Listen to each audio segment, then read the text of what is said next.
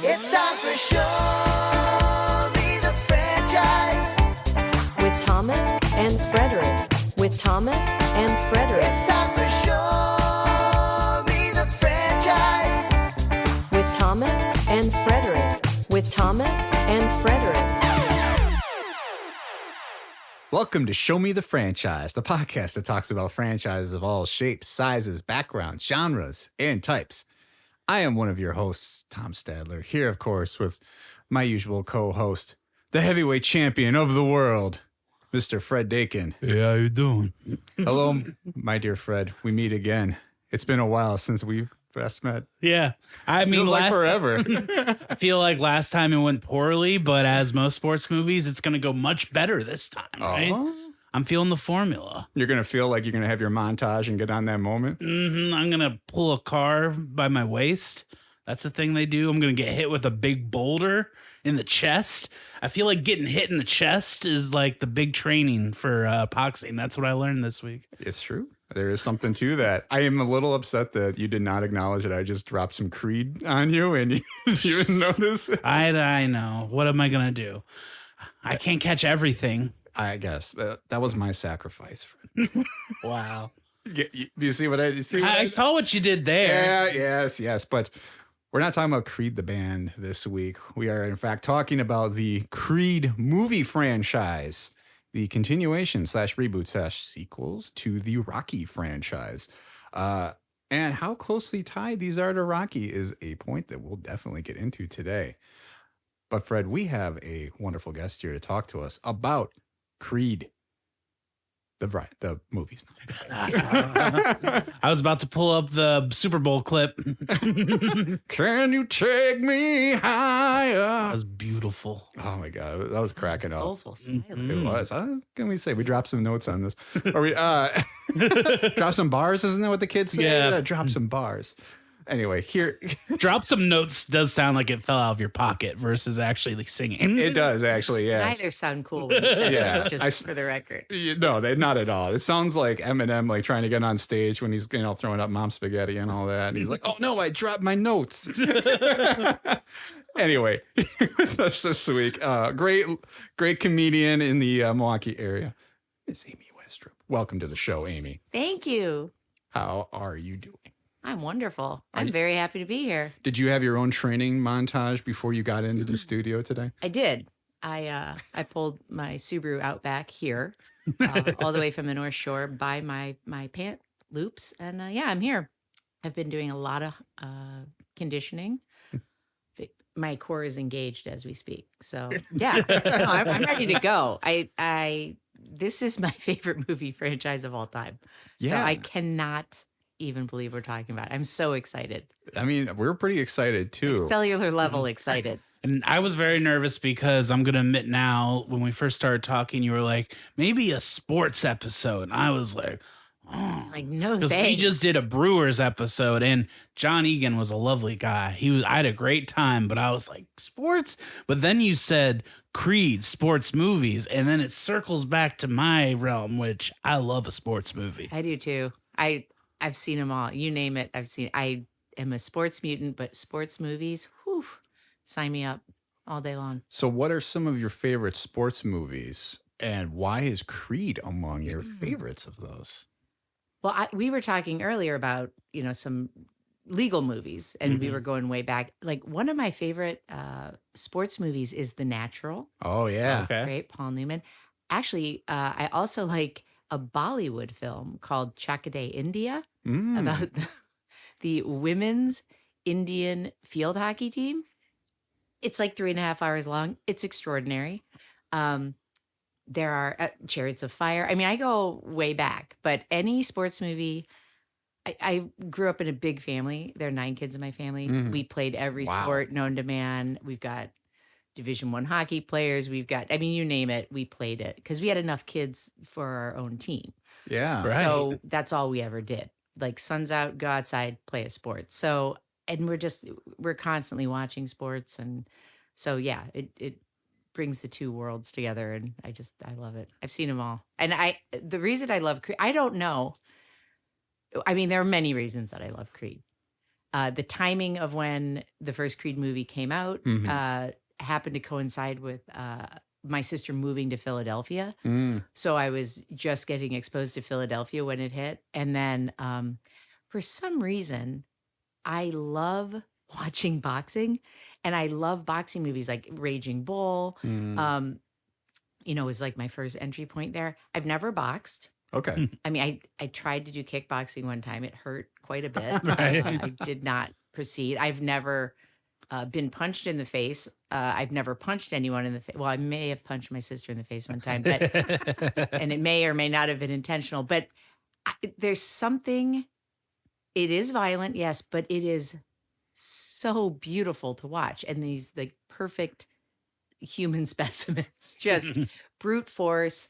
But yeah, I don't know. There's something about it. I think boxing was a big deal. I grew up in Ann Arbor, but we watched all the Detroit teams. We went into Detroit for a lot of things. Sure. And there were a lot of really great Detroit boxers like Tommy the Hitman Hearns. And like they had these huge boxing events in Detroit when I was growing up. And so we, I remember going to a Leon Spinks fight. I mean, like we would watch this stuff, and I don't know. It just, it always appealed to me. And I happened to be on a plane. I think it was the first time I saw Creed. I was on a plane flying out west, and I'm like, oh, Creed, I'll watch that.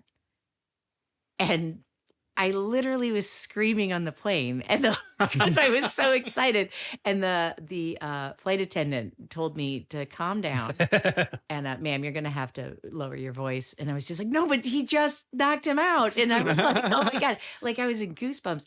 So then going out, I watched Creed 1, and then flying back. It's a tradition now. Anytime I fly west, I watch Creed going out and Creed 2 coming back. Oh, nice. That's I don't know. It just gets you through. It's a perfect movie. Creed 1 is a perfect movie. It's great. I would Start agree to with that. finish. And I think something you even hit on there that, you know, even going back to Raging Bull is something that boxing movies, I think, do so much better than a lot of other sports movies is they make you like feel the excitement and the adrenaline of the moment.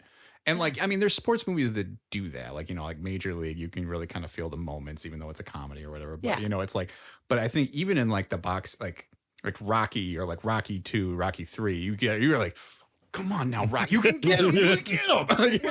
And that you can attribute to how it's shot, Right. right? I mean, the technology and the camera angles that they use and the way all of those from Rocky 1 to Creed 3, the usage of the camera angles. I'm not a filmmaker.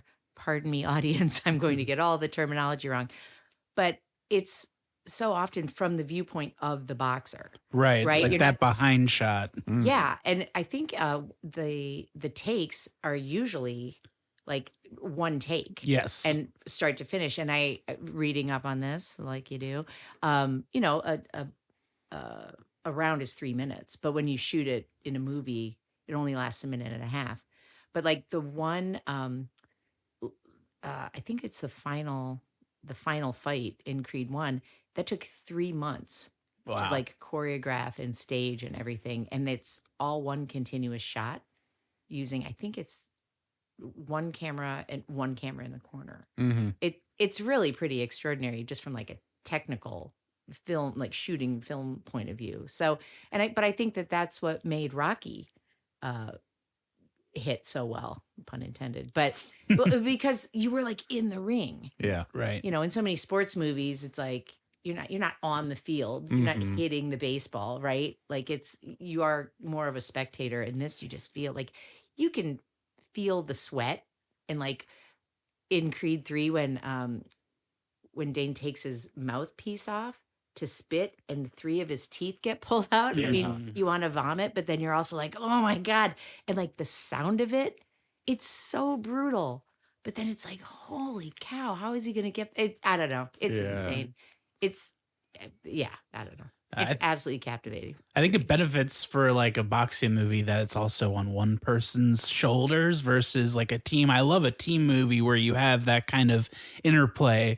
but having one person at the front and also, like you mentioned, teeth falling out, broken ribs, maybe.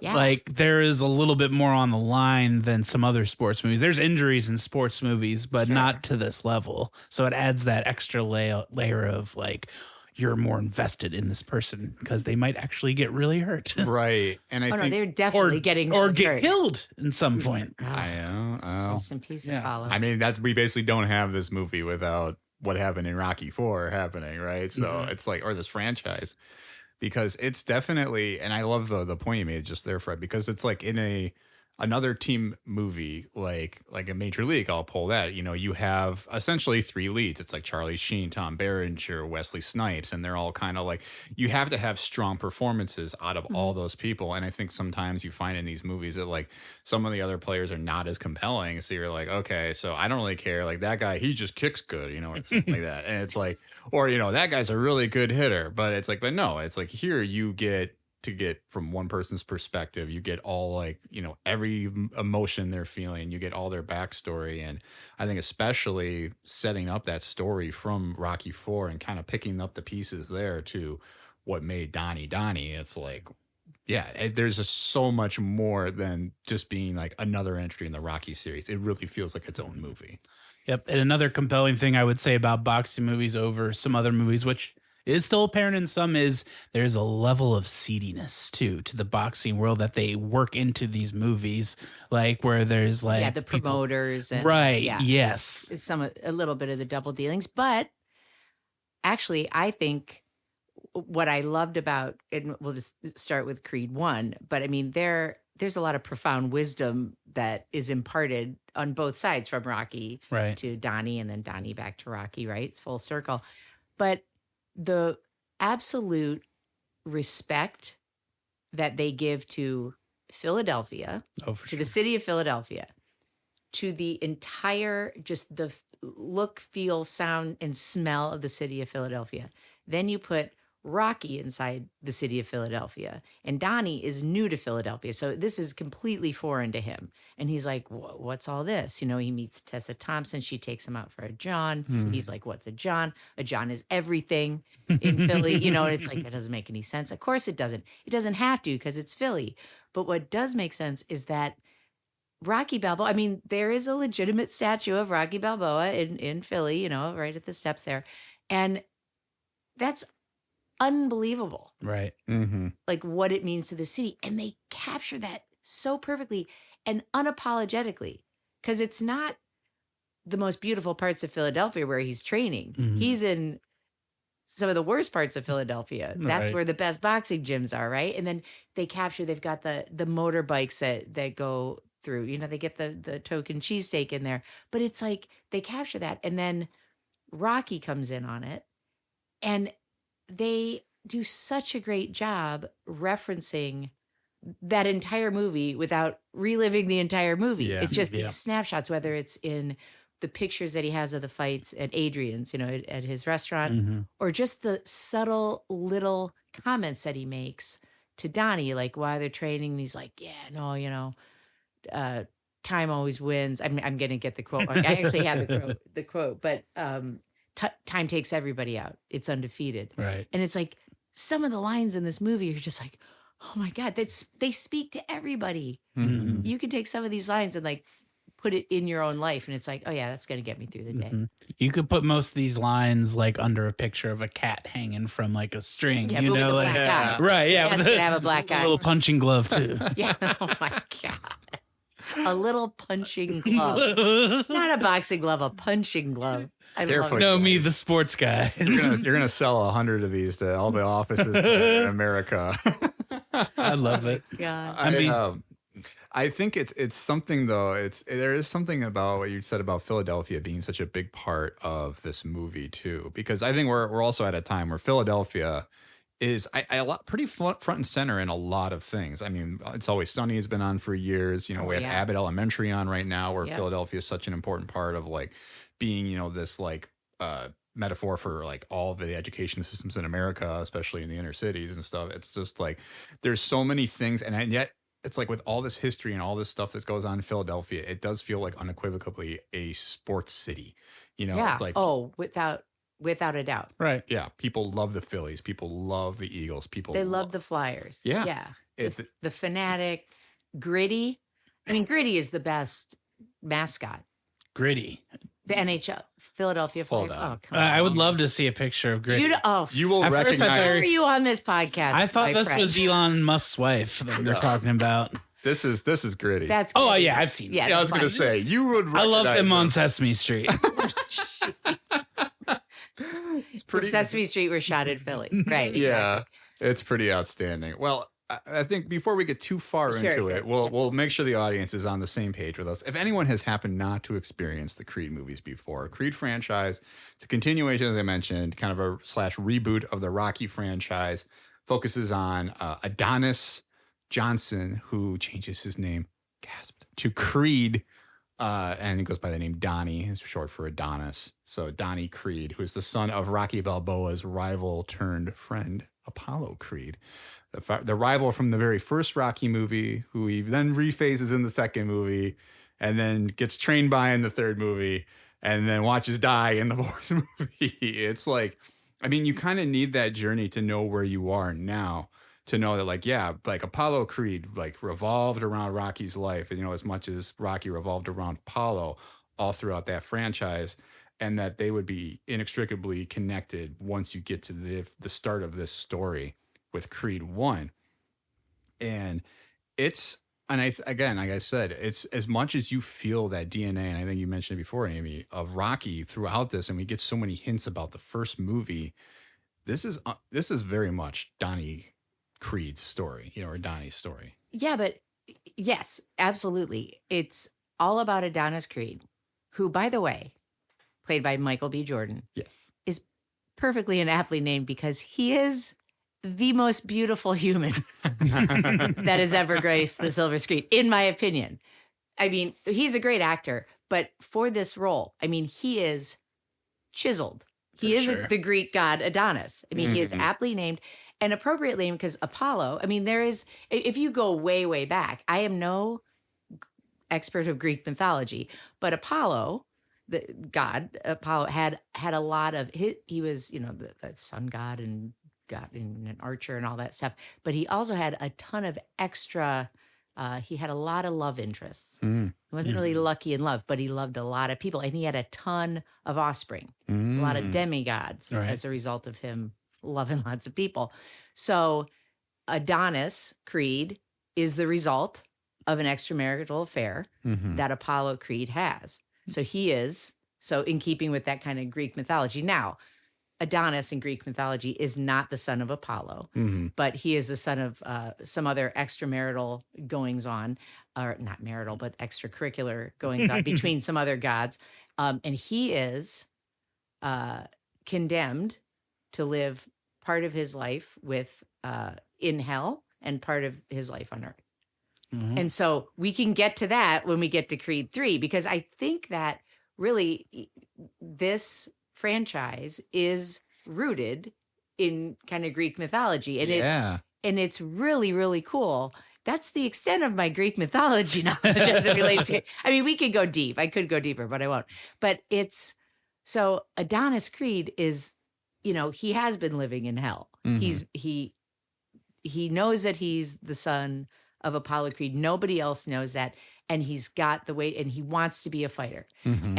And he is taken in by Apollo's wife because he's put in group homes, and he just fights all the time. Right. That's the quote. He's a great kid. He just fights all the time. And so she takes him in and takes him in and raises him. And, you know, he's just constantly trying to live up to his father's name, but he's also at the same time trying to make it on his own. So he doesn't tell anybody he's a Creed, Mhm. but then the truth comes out. And what I was going to start to say is, although Philly is like really gritty and everything, Gritty. and you said, well, gritty, yeah, there we go. No, but you were saying, you know, the seedy side of boxing. They have the boxing world in Philly in this movie has such the utmost respect Right. for Rocky that when one of the his first fight, Creed's first, Donnie's first fight, is against this really really great kid that's like Olympian. And he's like, hey, can we just do a first fight? And they find out that he's got Creed blood, quote, he's got Creed blood. And he's like, hey, can we just keep this under wraps as a favor to me? And he's like, yeah, sure, Rock, sure, we'll do it. Even though it could have been a huge payday for this guy, right? He could have just shouted from the rooftops. But that is the level of respect that they have for Rocky and all he's done for the city and and the boxing world. So that's really cool. And like, that's kind of the starting point. And then it just grows from there. And it's just awesome. Yeah.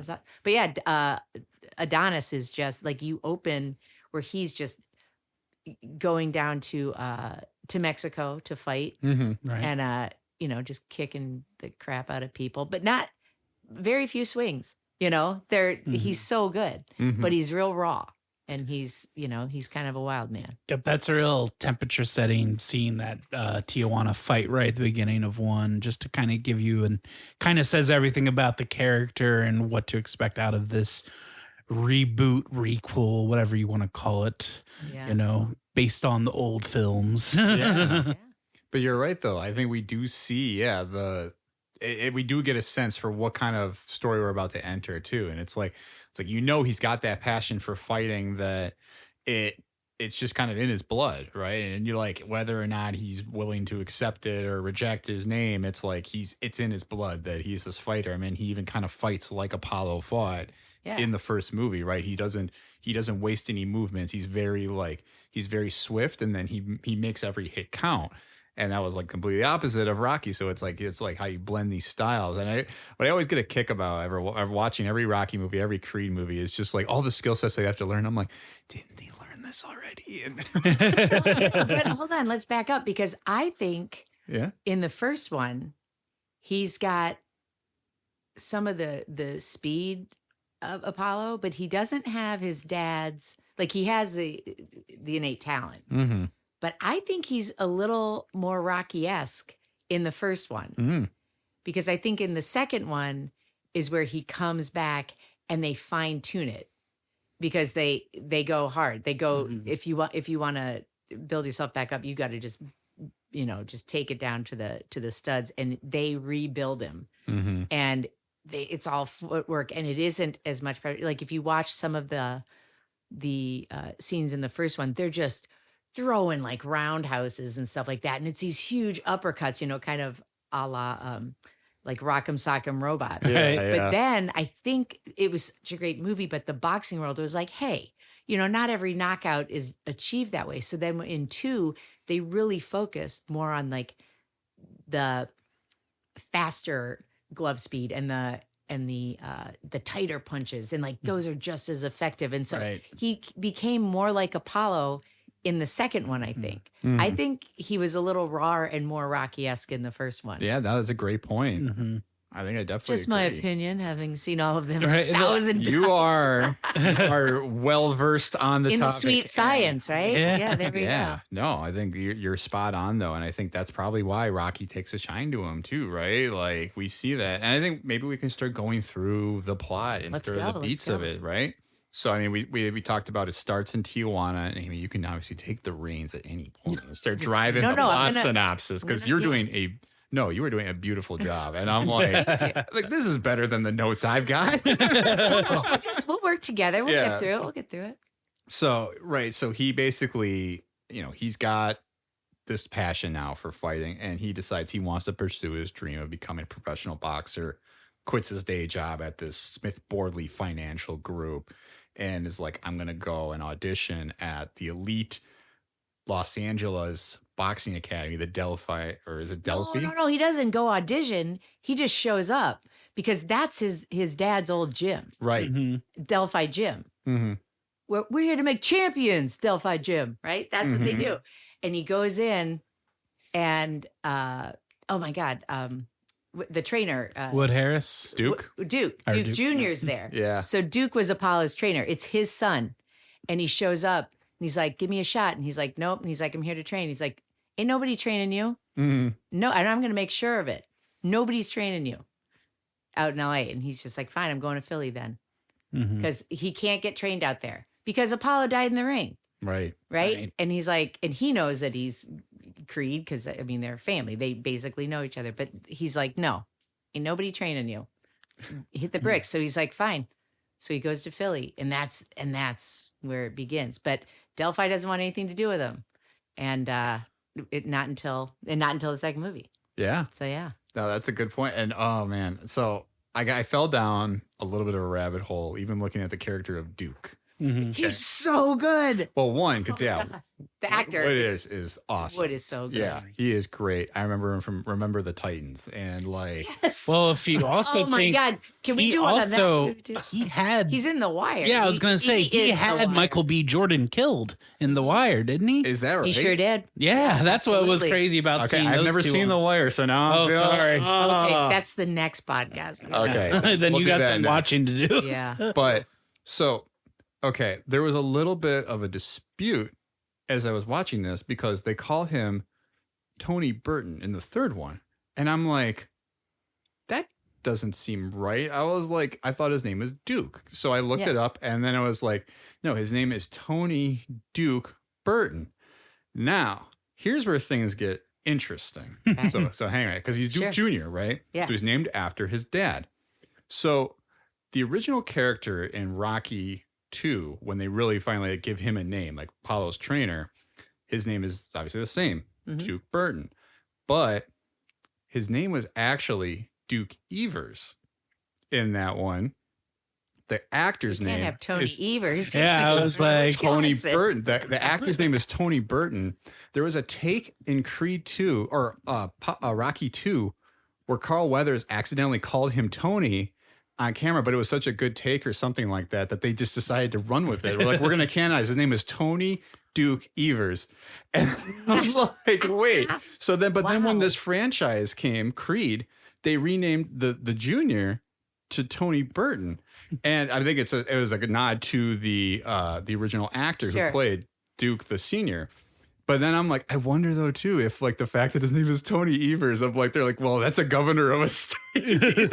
Yeah, I wonder if But I don't know if Tony Evers was governor of Wisconsin when Creed came out, because it came out in Well, 2016. but and I think the actor that played Duke in Rocky, I think he had passed away like in 2015 or 2016. Yeah, I think So you're I right. think maybe the timing of it too, and so it was just an homage to them. But that's the other thing is so much of the cast. Like what I loved about, we'll probably get to it, but so many of the supporting cast members are like real boxers, Yeah, right? Right. The way it's done is great. Like the sparring people, the stitch guy, the glove. I mean, those are real people Yeah. in the boxing community, and so again, just like so respectful of the entire boxing community. So it's very, very cool, and just lets you, because you said, the thing with boxing is like it's just one guy out there. It's not a team sport. But these movies prove that, oh no, it is a team sport, because you got your guys in the ring. Like I'm your corner guy, I'm your cut guy, Yeah. like I'm your what's your bucket guy or whatever. They've all got these monikers, and they're all really important. One of the best scenes is when Stitch, he's icing his eye, and he can't see out of his left eye. He's completely blind. And the ref's like, I'm calling it. And Rocky's like, we're going to call it. He's like, don't call it. And he's like, how many fingers have I got holding up, Donnie? And he can't see. And Stitch is tapping him on the back of the neck with the number of fingers. That is unbelievable. Right. It's so awesome. I get goosebumps talking about it. That's what's so cool about it. Yeah. It's amazing. Those little details. That's not even a little detail, but like the thought, because that happens. Oh, for sure. That Right? was definitely probably something passed on from a boxer to Yeah, a no doubt. screenwriter. Like, Right. It's like doubt. you have these, because you're right. They're like people who probably are involved with the sport have told like stories that they've heard about this. That 'Cause inside certainly boxing stuff. It's like things that Hollywood writers can't know. As much as like I feel like Ryan Coogler is somebody who has his finger on the pulse of so many things. I mean, we'll get into Ryan Coogler in a little bit, as who, the director of this first one, which I think I'm not going to show my hand too much, is why it's one of the best of the franchise of all of them. But yeah, I think he's somebody who will listen to those types of details and will have the know-how to be like, all right, I'm going to work this into the script and make it real and make it feel like a big moment. Because yeah, it's like the fact that it's like in like this world and you feel the realism. We've talked about it, right? These boxing movies still feel real as much as they are sensationalized in these moments Sure. and dramatized, but But that's I think what I love about it so much is the boxing scenes in of themselves. They're not overly dramatized because it's such a dramatic, powerful, violent sport that it's just like, I mean, and so much of it is authentic. I mean, they're really punching one another, right? They're really taking hits. That's pretty extraordinary. But aside from all the boxing, the other characters, I mean, Tessa Thompson, oh my God, she's amazing in all of the movies, but an amazing, strong female lead. I would argue, I mean, I guess she's supporting, but she's unbelievable in that. And just like unapologetically, like, no, I'm gonna do, she even says, like, I'm gonna do mine. Like, you go do yours, I'm gonna do mine. And that's it. And she's got her own issues. She's got hearing issues. She's losing her hearing, and she's a musician. It's just like, I mean, you could have a whole offshoot just about her, you know. But the women in this movie are incredibly strong, yes. and carry him, you know, through it all. I mean, one could argue. I mean, they're just as important as Rocky is. Oh, for some of absolutely. these. Right. He does a lot of it for Tessa Thompson, right? And I mean, she's great though. And I think it's something to be said to the fact that they are just kind of going through the same situation. They're both trying to like make a name for themselves. They're both kind of hustling in these hard to break into industries. I mean, becoming getting a chance at a heavyweight championship or anything like that is not easy to come by. Trying to make it in a music career is not easy to come by. Harder, arguably, potentially, than becoming a professional boxer, you know? Yeah, like, so when they meet, she's already established, her name's Bianca. Right. Her character is Bianca, and she's got like a residency at this big place in Philly, like where the Roots started, where all these great bands and individual acts got their start. And she's like, I've worked really hard for that. And he comes in, and of course he's an egomaniac, right? He's won this big fight. Everyone's calling him like Baby Creed. He takes exception with it and ruins one of her big shows. And it's just like, no, like, grow up, you know? Oh, you had a hard life? Yeah, don't we all? Yeah. You know, it's not exclusive to you, you know? And I think that makes these movies good is like a lot of times I'm kind of like angry with the decisions Creed is making throughout all three movies a lot of times. Yeah. But he's still like, I like him. I'm rooting for him the whole movie. Yeah. But I just love that about these movies where like every time like in the second one, I'm like, you got a baby. You can't do that fight. You can't do that fight. Don't do that fight. And I'm like, why are you doing that fight? Like, oh. Yeah, but that comes up in two. She's like, you didn't ask me. You didn't ask my opinion about, because he's like, you know, should I fight him? She's like, you didn't ask me about the last time you fought him. See what happened. And she wasn't, but he didn't have people backing him up. Right. So it's just like, yeah, you're the heavyweight champion of the world, but it's all these people that got you there. So Yeah. dude, it's so great. They're all great. Oh my God, I'm so excited. I will can't believe we're talking about this. I will say, I think Tessa Thompson is great. I was kind of bummed her music. She started out as like a Portishead style band, like Yeah. Massive Attack. And by the third one, it was just hip hop. I was like, But you know why? because someone took over the singing. Yeah. Yeah, but because she lost her hearing, she can't perform. So they even talk about that. Right. But I just Someone didn't know else is why. living her dreams. Someone That's else true. is singing her songs. And that's what Dane says to her. He goes, Damien says, how's it feel when they're at the album release, the Right. party? How's it feel, you know, having someone else sing your songs and living your life, basically? And she's like, it's all right. And he's like, is it? And she's like, no. And he's like, yeah, I know the feeling. He's been watching Donnie live his life, or what he thought was going to be his life. So Right. there's some overlaps and some parallels. That's what's so cool about all of these is there's so many intertwined backstories that are so well done. And they're not blown out of proportion. They're all very simple and elegant.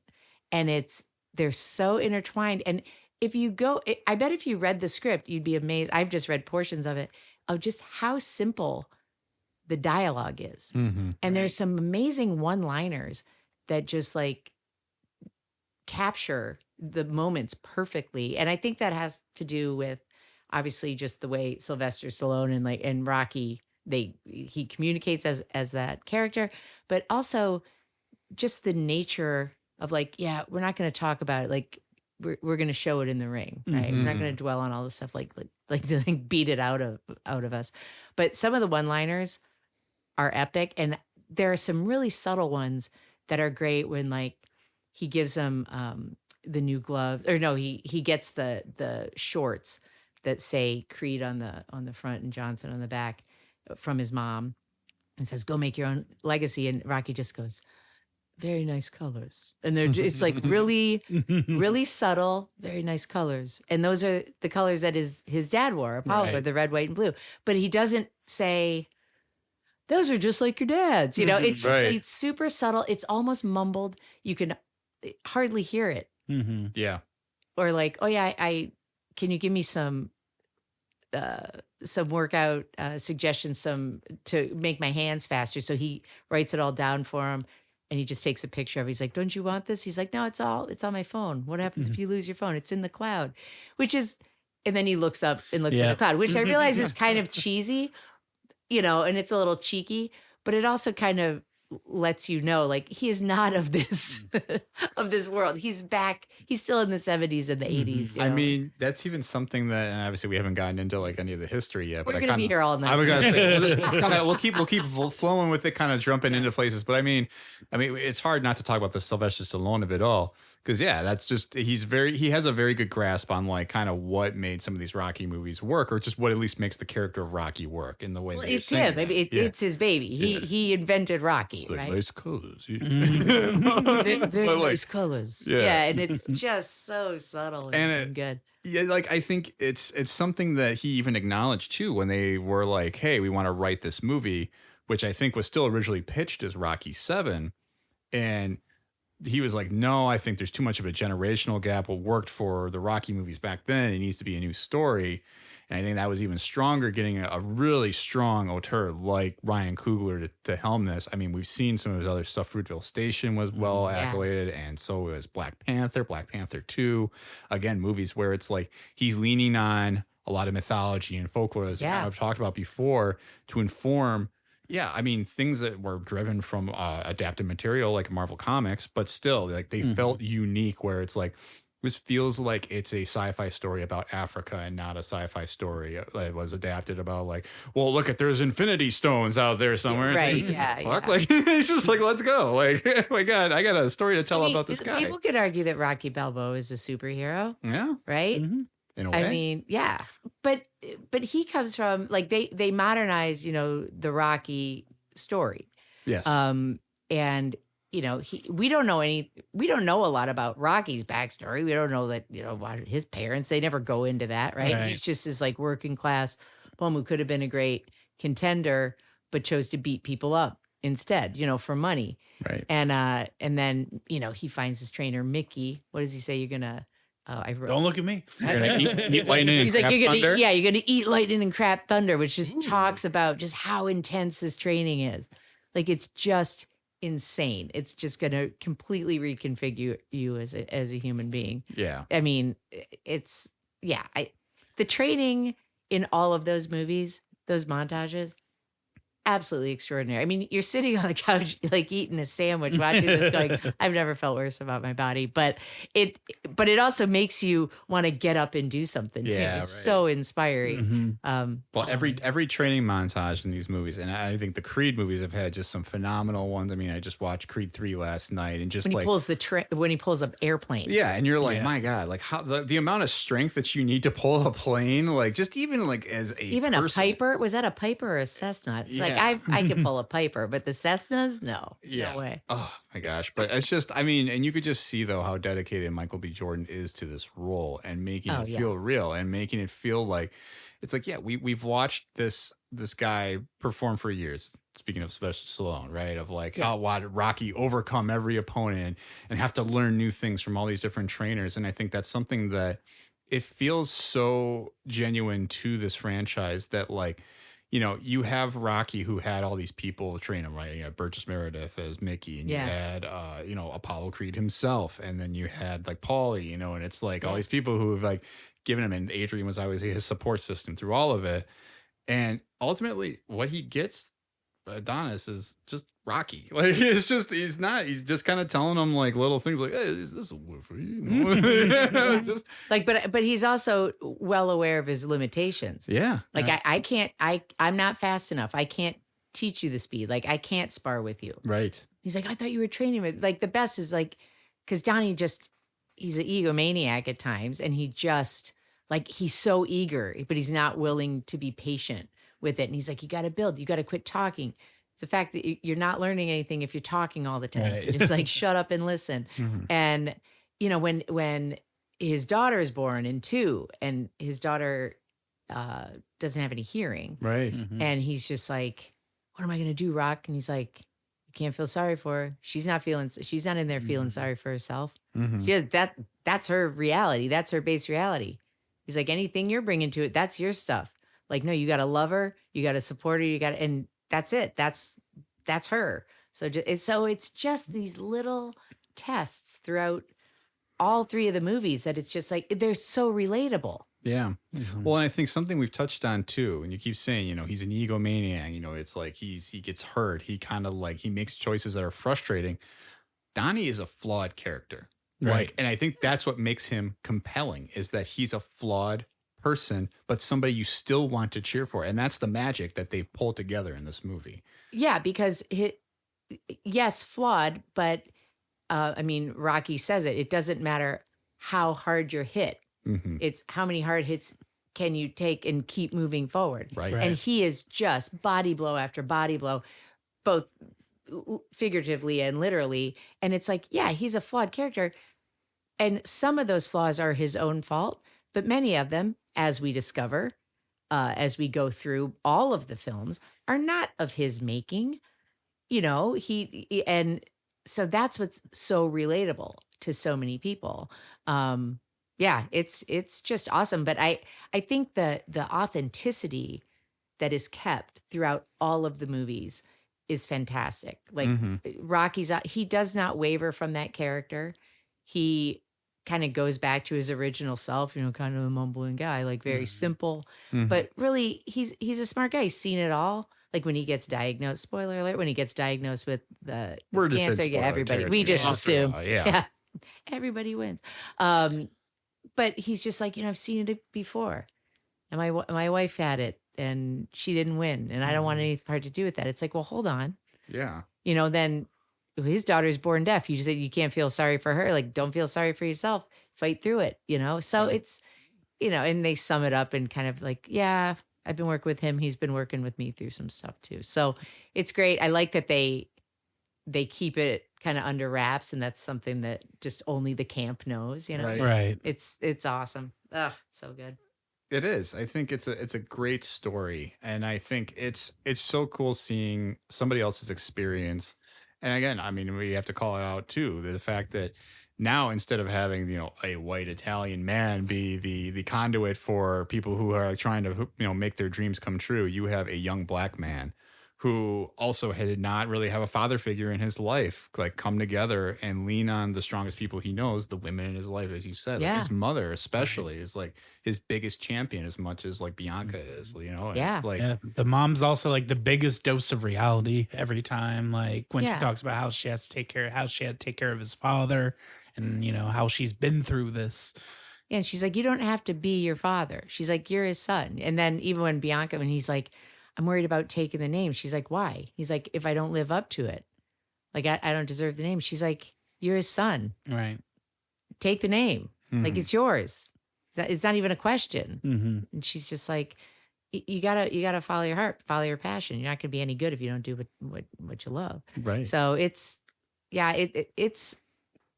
amazing how they took that story, because like Rocky's just this working class, you know, white guy from the streets of Philadelphia, and then they take it and make it for a millennial generation, right?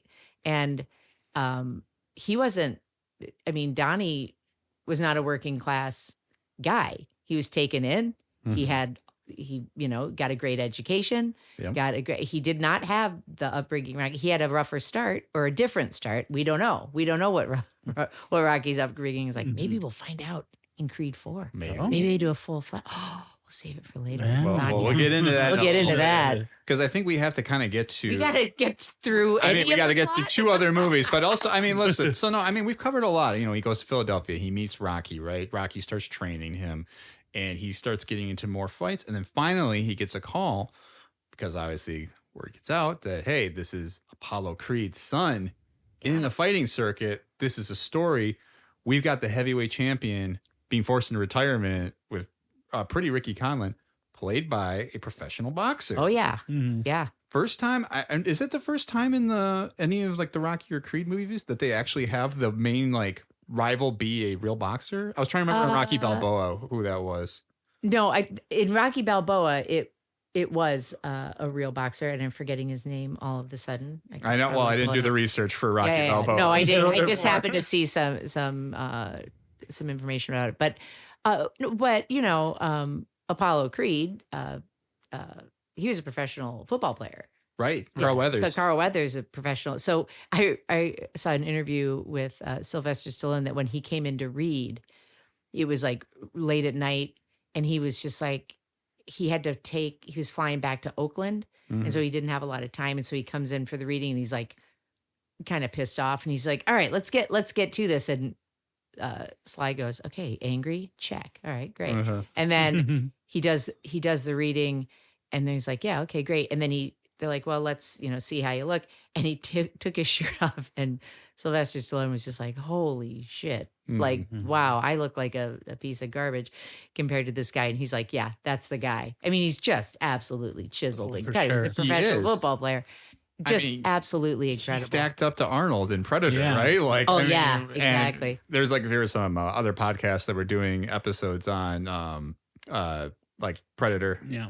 McTiernan, yeah, right. Mm-hmm. And they were talking about that whole fact of like there was like a competition between like Carl Weathers and Arnold Schwarzenegger just to be his. Just the guns, right? Yeah. But yeah, I mean that's somebody you want as a boxing film. We were But talking they about. couldn't find anybody. Yeah. I mean, they were searching high and low, and it was like getting to the end where it's like, we got to find somebody. And then he came in, but he also said his charisma, which so much of what makes Apollo so great, was just palpable. Mhm. And I think that Michael B. Jordan has that. And I think that Adonis has that. He has his dad's like charisma and his ring presence, for lack of Right, a better term. So yeah, so he's fighting pretty Ricky Conlan. Played by, so former professional boxer Tony Bellew. Not Bellew, like. I saw that twinkle in your eye. No, I got The it. Jungle Book. I love Baloo. Baloo is just Hindi for bear. Did you know that? No, I didn't. Yeah, that's a different. I'll disappoint you later with more knowledge It might about be that. Bellew or Bellew. I'm not Yeah, but sure. he ended up winning like a world title. Yeah. Like, I think after the movie or something. I mean, like after the filming. I could be wrong on the timeline, but I think you're right. Yeah, he's legit. The WBC cruiserweight title from 2016, 2017. Creed 1 came out in 2016. So Yeah. you're correct.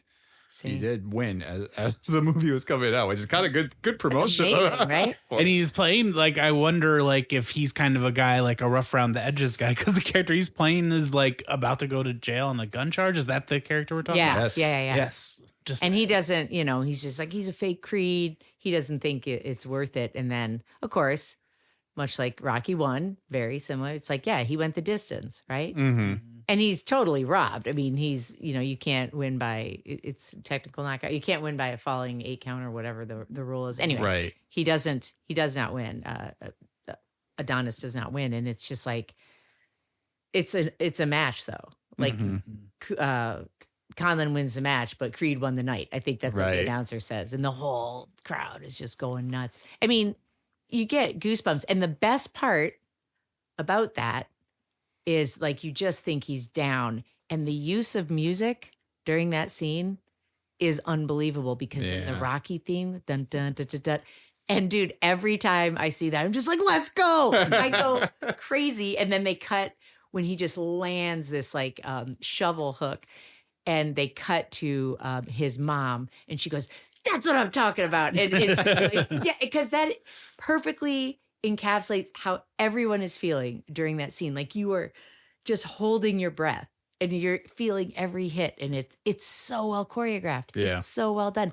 And the music expert absolutely whoever was in charge of that. They peppered it in such a great way. They held it all of off them. and did very little bits of it and then saved it for that and just dumped it all. And it was beautiful. Oh, so good. And they recreated so many of the training scenes where he's like, you know, he goes on his run, he goes to the steps. Well, Donnie doesn't do that, but he has him run all the way from like West Philly to like South Philly or North Philly, like 25 miles or something. And then he's like running through the neighborhood and all the little scooters and mopeds and stuff are following him, or motorbikes, I should say. Guess what? I know who did the music for Creed? Yeah. Little known guy by the name of Ludwig Göransson. Ooh. Oh, man. Big, I think now So good. officially an Oscar winner. Thought Yeah. so, because I knew he like worked with Coogler like before doing He's won Black Panther. multiple Oscars, has he not? Or think certainly that- been I think this nominated. I think Oppenheimer was his first. Yeah, Oppenheimer was was his first win, but had he been nominated? I'm sure he had. he had to have been. He's like, yeah, he's So good. up and coming. But yeah, he did looks like all the Creed movies from what I'm seeing. Did he? Oh, that's cool. So Music's that's funny good because and you all, were talking about Bianca's Or no. music at first, and then Just and the it does first one. take a different turn, like in the third. It's not bad. Which is it's fine, just different, yeah. right? I Although just- in the I second love one, those, she comes like- out singing one of her originals. Like, I don't know, that was a little over the top for I me. just but love those like 90s electronic with like a female singer, like Massive Attack or Portishead. So when she was singing like that style, I was like, Yeah. oh, this is some Fred shit. And then later, it was still good music, but I was like, this is less Fred shit. Right, exactly. Yeah, it's a little different. It's an exciting finish to the movie, and obviously an homage to Rocky 1. Because what I was trying to look up here too, and get down, is that they tried doing kind of this same ending in Rocky Balboa, right? And then even kind of down to having a professional boxer. So it was Antonio Tarver in that, and it was the same thing. They try to replicate Rocky 1, where it's like, oh, that Rocky's opponent is like Mason Dixon, and Rocky 6, wins the match, but Rocky, proved that he could still do it. But it's like, I think in that you have a slower, older Sylvester Stallone, and it's less exciting. And I think that's why I was kind of like, I don't know that I love that movie.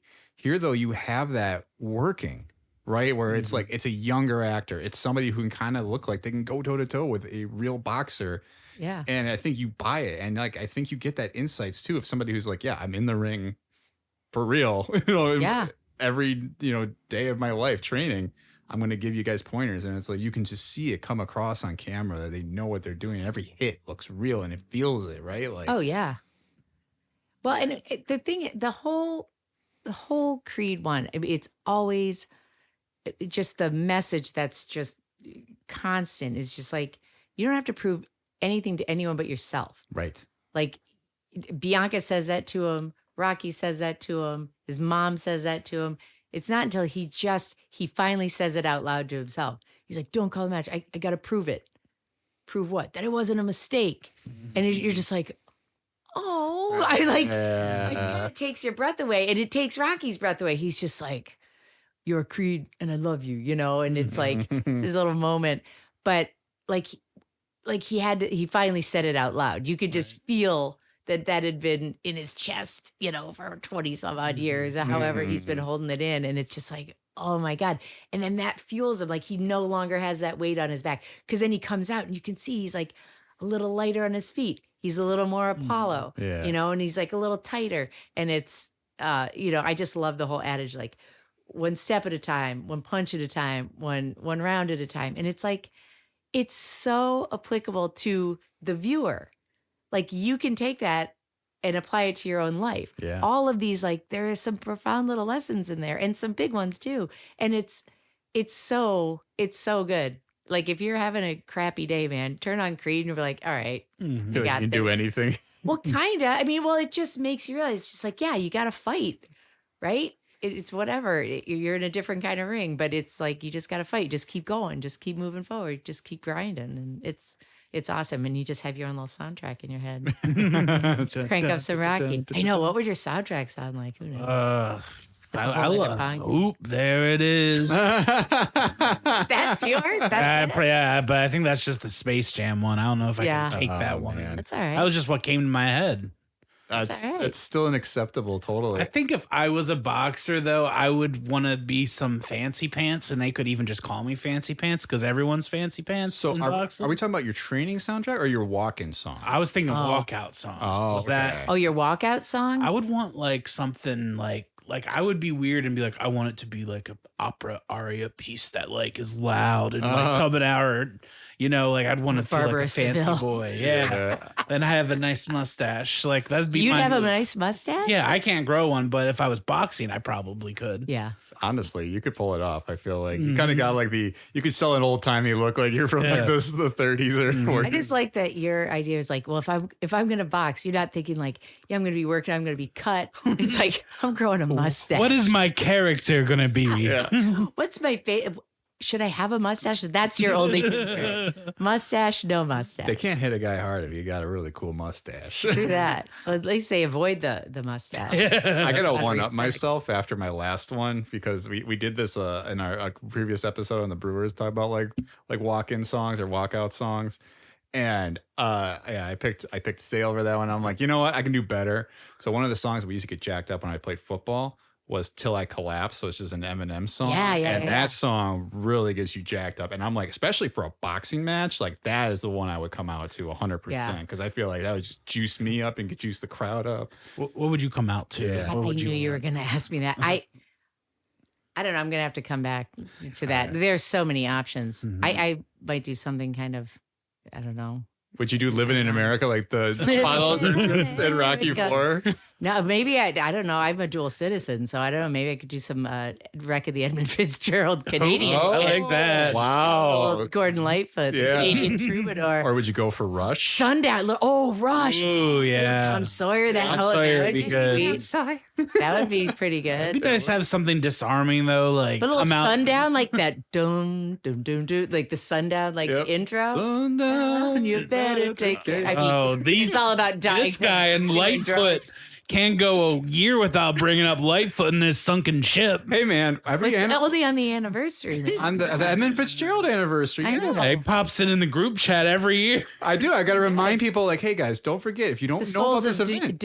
Detroit. Yeah. Yeah. There's a song all about it. It's poetic. Have you ever been to the monument in Detroit? No. Oh, it's I've beautiful. never been to That's a Detroit. whole- Oh, good Lord. All right, road trip. I- Anyway, let's get back to Creed. Because Yes. if we go down the Gordon Lightfoot, Yeah, rabbit hole- them are in a That's a 3-hour whole different episode. All right, episode, so which is you two. we gotta end Creed 1 Yep. Let's end it. with the most poignant scene, in my opinion, Go for it. when they're training.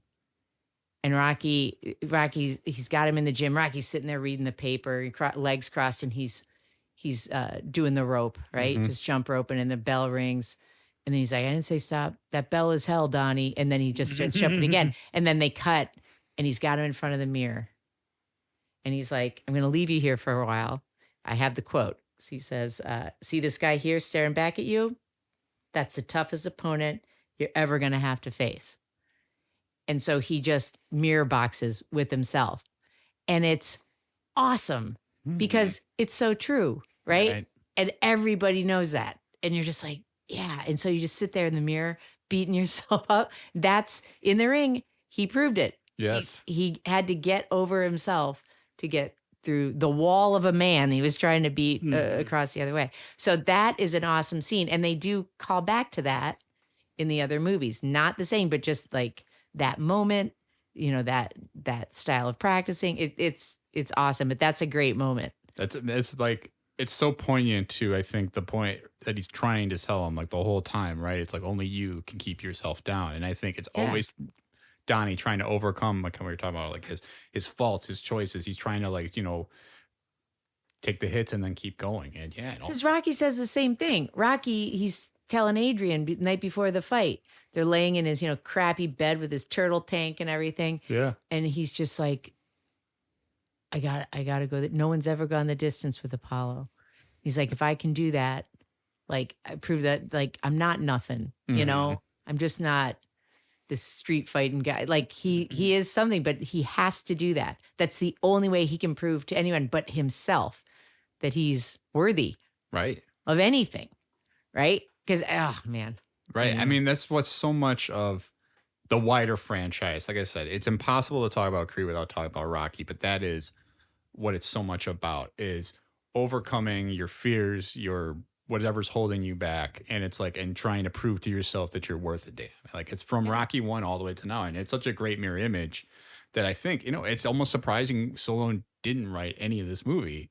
And I just want to talk a little bit about that to bridge the gap to 2, Right. Yeah. where because this first was announced that was going to get made by MGM in July of 2013, and they had just signed Ryan Coogler, who had just came out with Fruitvale Station that year. Have you seen that, Fred? I saw that in Oakland. Did you? Yes. Wow. Which is kind of crazy because I remember seeing the buses going around with the Fruitfuls, where it has like where they're going. And I was just like, oh, so this happened near here. Yeah, I remember the buzz around that movie and just being like, I cannot wait to see what these guys do next. Like, this is like the next great pairing is Michael B. Jordan and Ryan Coogler doing project, and it's still going on. Like they're about to enter, I think, into their 4th or 5th movie coming up here. But basically, he had signed on to direct a spin-off, basically a 7th film in the Rocky series, but that it would be based around the son of Apollo Creed. And so it was co-written by Aaron Covington with Ryan Coogler. And he had said he had sent a draft to the studio of the movie. And then that was confirmed. They basically were able to lock in Stallone and Michael B. Jordan on that because they both read the script and loved it. And still, that was where we talked about Stallone basically saying, he had started working on a screenplay, but then ultimately decided he didn't want to do it because he just said it's just been too much time and that this was a 2 different generations story to tell. Which is funny because he kind of contradicts himself. Yeah. As he does. So the movie was released on November 25th, 2015, and received very positive critical reviews. It grossed $109 million in North America and $63 million in other territories. So $180 million on a budget of $35 million. This movie was a smash. Like, it was huge. And then shortly after the release of the movie, January 2016, they confirmed that a sequel is going to be in production, this time involving the son of Ivan Drago, right? Because we have the carry-on story here of who was the guy that killed his dad, right? It's Drago. And so it's like, what if Drago had a son? So we'll get into some of that story. But it's established that Drago did have a son in the Rocky one, right? Because doesn't... and I don't know, correct me if I'm wrong, because I think that when he loses, that it's when Drago loses, that he loses everything. And I think he's sent to Ukraine with his son, and his wife leaves him and everything. And I thought that's alluded to in Rocky. I could be wrong. I gotta go watch it, but it wasn't. Maybe Rocky 5 that nobody remembers. Maybe I don't know. Yeah, Rocky 5. I don't think that was in Rocky 4. I think it just kind of left on the moment of the Russian people like cheering on Rocky and turning. Yeah. But does his wife leave? I know she does in 2. Yeah.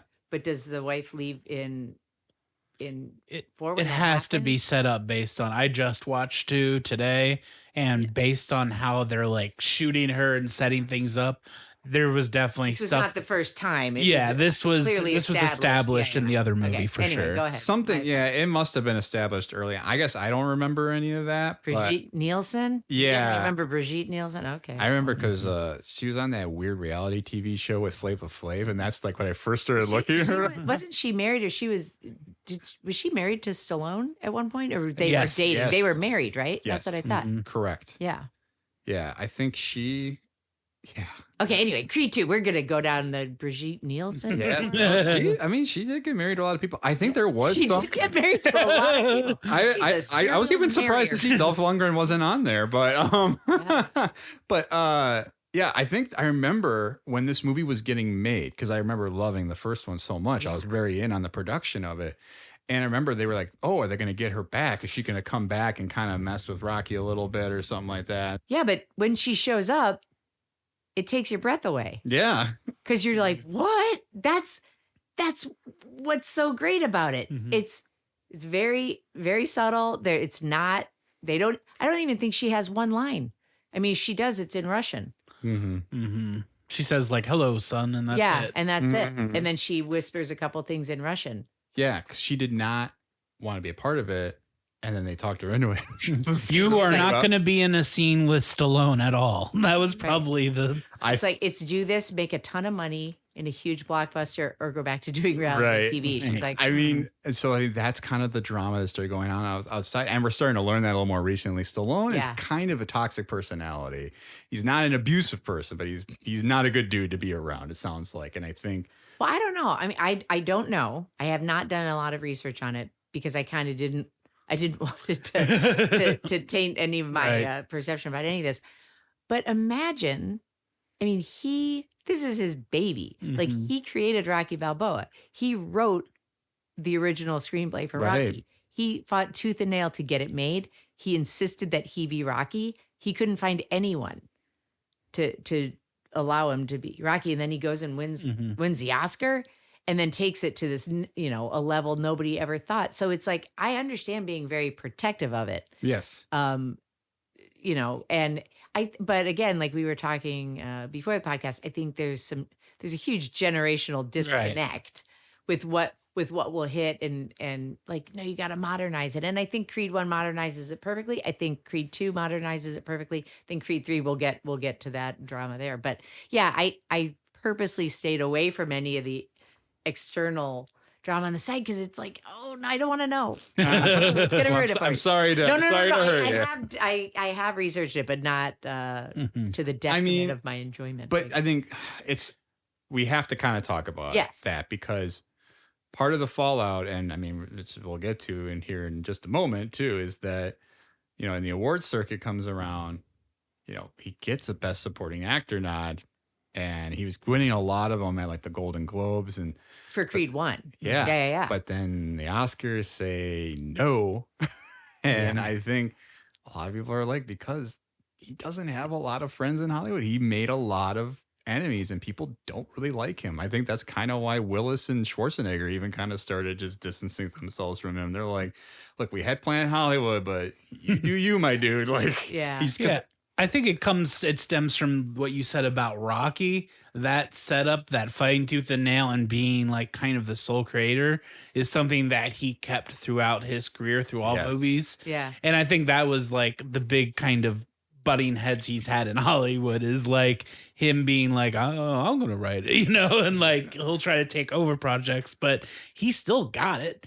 It's just like, you got to be a team player. Yeah. I think that's his one. If he has one flaw, he's a classic creative of like, I have a vision. I want it done this way, but it's like, you got to play my way and I'm not going to see it your way. So, but for Creed 2, he's credited with writing the screenplay. Yes, he is. But the story is Sasha Penn and Coker, Chio Coker. Yes, and according to my printout here. Yes, it's you're like, I've got the very official information. Exactly. Correct. And he did have a co-writer of Jewel Taylor with him too. Yeah. But clearly had thoughts in mind of what he wanted for this story. And it very much feels like the direct sequel to Rocky 4 is what this does. Right. Like I said, I haven't seen all the Rocky movies. I've seen a lot of stuff from TV. I've taken it in by osmosis. Creed 2 feels like a Rocky movie to me. And I mean that in a good way of what I've seen. Yeah. Because basically what happens is, so they start developing Creed 2, January 2016. They get in there. Ryan Coogler gets deep into production on a little something called Black Panther and is like, I don't have the time or the energy to commit to this. And they wanted to move forward. They want to get this going because you got traction. They got momentum. So they want to keep moving. So originally he was replaced by Sylvester Stallone as director, and Stallone was going to direct the second one until ultimately he was like, no, I just want to write this. I'll be in it, but somebody else come in here and direct it. So basically that kind of got switched all around. So it's kind of muddy. And I think there's a reason that like a lot of these sites contradict themselves. And you're like, well, wait, I thought so-and-so wrote this. Because there's still some disputes. And I think kind of Stallone is a factor in that of like trying to take credit for some stuff that he did do. And I think he loves to make sure his name is on there when he's provided ideas to these stories. Again, not to shit on Sylvester Stallone. It's not kind of what this is about. Well, but it has to do with the producers, because it's Irvin Winkler, right? Yes. That Yes. produced the original Rocky. They've So been there's building it been for a while. bad blood between those guys for forever, but they were producing partners, and so they produced Creed 2. I mean, Irwin was in on that too. So, but now I think that it's gotten to the point where they're just like, yeah, no, you're out. So, but so he wrote the screenplay or co-wrote the screenplay for Creed 2. And I agree with you. It does feel much more like a Rocky movie than the sequel to Creed. Having said that, it is a great sequel. Yeah. Yeah. It is it delves a little more into like, okay, like he has a kid now, right? Now they live in LA. It's just totally different. It's a different vibe. But much like is it Rocky IV where he which one is it where he loses everything? That's 5. But like 3? 3 where he gets like really, really big and he's like Mr. Flash and he's got all of so that's kind of what Adonis is going through, right? Yep. And he's got all this stardom and everything like that. And he's just not training as hard. I mean, it's the classic story. And it very much mirrors the Rocky's experience as well. And then it's, again, the wife's got to bring him back. Like, hey, man, it's not only about you. You've got a daughter. We're a family, all this stuff. And yeah, it's something. And then the Drago fight, the actor that plays Drago is unbelievable. He is the biggest human, much like his father was. But his father was like, Dolph Lundgren? Dolph Lundgren. Dolph Lundgren. I always pronounce his first name incorrectly. Is just massive, right? He's got the wingspan of an albatross. He looks like the handsomest ski instructor that you'll ever see. But he's just got this unbelievable reach. And then his son has the height, but he's just so muscular and he's just massive. Yep. And like his father, dwarfs Adonis. I mean, he just looks tiny next to him. And you're like, there's no possible way. There's no possible way. And even Rocky says that. He's like, he's got 80 pounds on you. Yeah. He's got all this stuff on you. Like, if you like, there's no reason you should win this. I mean, none of these guys should have won any of these fights. Yeah. But that's the thing. That's what makes it so great. Yeah. Everyone loves an underdog, right? And I thought it was kind of a risky move to be like, so for the second one, we're just bringing like one of the bigger like villains of the previous franchise, and he's gonna have a son, which sounds like such like reboot garbage. But when they do it, they give so much like story and like they give an arc to Drago's son that it works for me. It doesn't feel out of place because when I saw It's not the forced and posters, contrived. it's really when good. I saw the posters, I was like, oh, this kind of seems like they're going, oh, let's pull someone out of the bag of goodies from the past. But when I watched it, I was just like, no, they're taking the time. They're bringing stuff back from the old movies, from what I know, and sort of the mirror, yet like the opposite of these two boxers and their relationship to their mother and their father. Yeah, but you're correct. And I think the reason it works is back to the script being like really light on dialogue, right? Right. They show so much more than they tell. Yes. And visually, like you don't have to have any dialogue in those scenes of him and his son living in Ukraine. In fact, I don't even think there is any. And if there is, it's in Russian and we can't understand it. And there are very few subtitles even for you to, but he, wakes him up by like kicking him, right? It's freezing cold. It's like almost watching like a black and white movie. There's like no color in the sky. It's so sparse and so cold. You can feel how cold it is. He's like, get up, training. And they start trading from dusk, and you can just see they have nothing. They've been completely put on the edge of Ukraine. Like Russia wants nothing to do with them, and he never gives up. Right? And he's just like, nope, I'm getting it all back. They left me, my country left me, and I'm getting it back. And it's extraordinary. And his poor son. Yes. Oh my God. He only says about 4 words in the whole movie, and it's probably because no one taught him how to speak because neither parent gave I mean, his father ultimately, as we learn, of course, absolutely loves his son. He throws the towel. He throws in the towel. Like, Right. no, it's more important that I protect my son. I'm here for my son. And oh my God. But yeah, he never, his mom completely left him. Mm-hmm.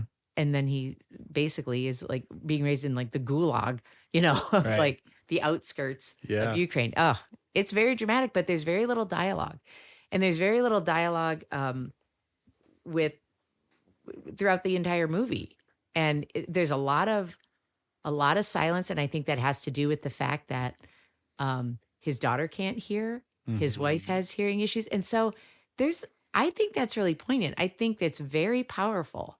The silence in that movie is really powerful, and they just show a lot of the drama. They do. Again, just good use of sound in all these movies for sure. Yeah. I mean, every thud, yeah, even when they're in the boxing matches too, it just feels like bone shattering. I think Yeah. especially in the third one too, and we'll get to that shortly. But yeah, I mean, One thing I did miss in Yeah. the second one Mhm. that I loved in the first one was the interplay of like when they're showing like their next opponent, right? Like when he's sparring and he's just like pretty Ricky Conlon, and it comes out and it has all of the stats kind of Right. like that, and the ESPN yeah, like inner splicing of like the different kind of promotional aspects of like Sports Center and stuff. I thought that was expertly done and really, really cool and so engaging. And that was kind of missing in the second one for me. yeah, Because I really thought that like that made it seem more realistic as well. Mhm. Because that's how we watch sports, right? And like you're going for that 30 and 30, you know, like you want to see that. So waiting for Stephen A. Smith, who I know pops up in the third Yeah, one. right, yeah, to yeah, tell yeah, you, you're like, yeah. oh, these guys, I don't believe them. Like he's like, I was just gonna say I love that in any movie where like it pauses and it has like their name and stats, like Stiglitz and Inglorious Bastards or something. but it's so expertly done. Oh, yeah. In all of them. And I mean, in this one too, then we also again have a real boxer across the ring from Michael B. Jordan with Florian Munteanu. Yeah. Or Montianu. And you can tell why. Like we were talking about Jack Reacher earlier. This guy is a Jack Reacher looking dude. Yeah. Yeah. You know, like That's Drago's son is who you're talking about? yeah. Yeah. Well, so he's an actual boxer, which I was gonna say he has a lot of great face acting because he doesn't have a lot of, like you said, a lot of dialogue. So I'm not surprised based on his build that he's a boxer. I was just very I'm impressed with his acting. Yeah. Yeah. Sure. Because yeah, he just plays the intensity. Like the things that I think everybody remembers of Drago is he's actually embodying those things a little bit. Not to shit on Dolph Lundgren. I think he's doing some pretty good work in this movie, especially. Thought he was great. But Yeah. like you kind of watch Rocky IV, and he's just very If cold. he dies, he dies. Right. And you're like, okay. He's very like stereotypical Russian. Whereas I Yeah. feel like, yeah, with Monteanu, you have, or, Drago Jr. basically. He's DJ? DJ, yeah. DJ, yeah. He, Old Man Drago's kid? Yeah. Deej. the Deej. Call him the Deej from Rana. Oh my But God. he's just, you can tell he's gone through these years of just hearing about it, Victor Drago, right? And it's like, Well, that's why Rocky's kid is living in Vancouver, right? Living in his dad's shadow. And he alludes to that. But this guy not only has to live in his dad's shadow, he is sleeping on the couch, in this crappy, freezing cold apartment. And his dad's just like, get up. Like your only life is hitting things. That's it. And that's how they opened the second one, which was a great way to do it. Just like cold open, literally them in Ukraine, like Yeah. getting him up, like you said, kicking him up. That's how the Picking movie him up. starts. And it's just, I mean, your bones are cold just watching that. Mhm.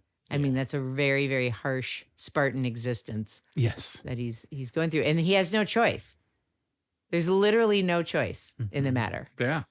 That's all he knows. And Brock even says that he was born and he is bred to fight. That is the only thing this guy knows. Mm-hmm.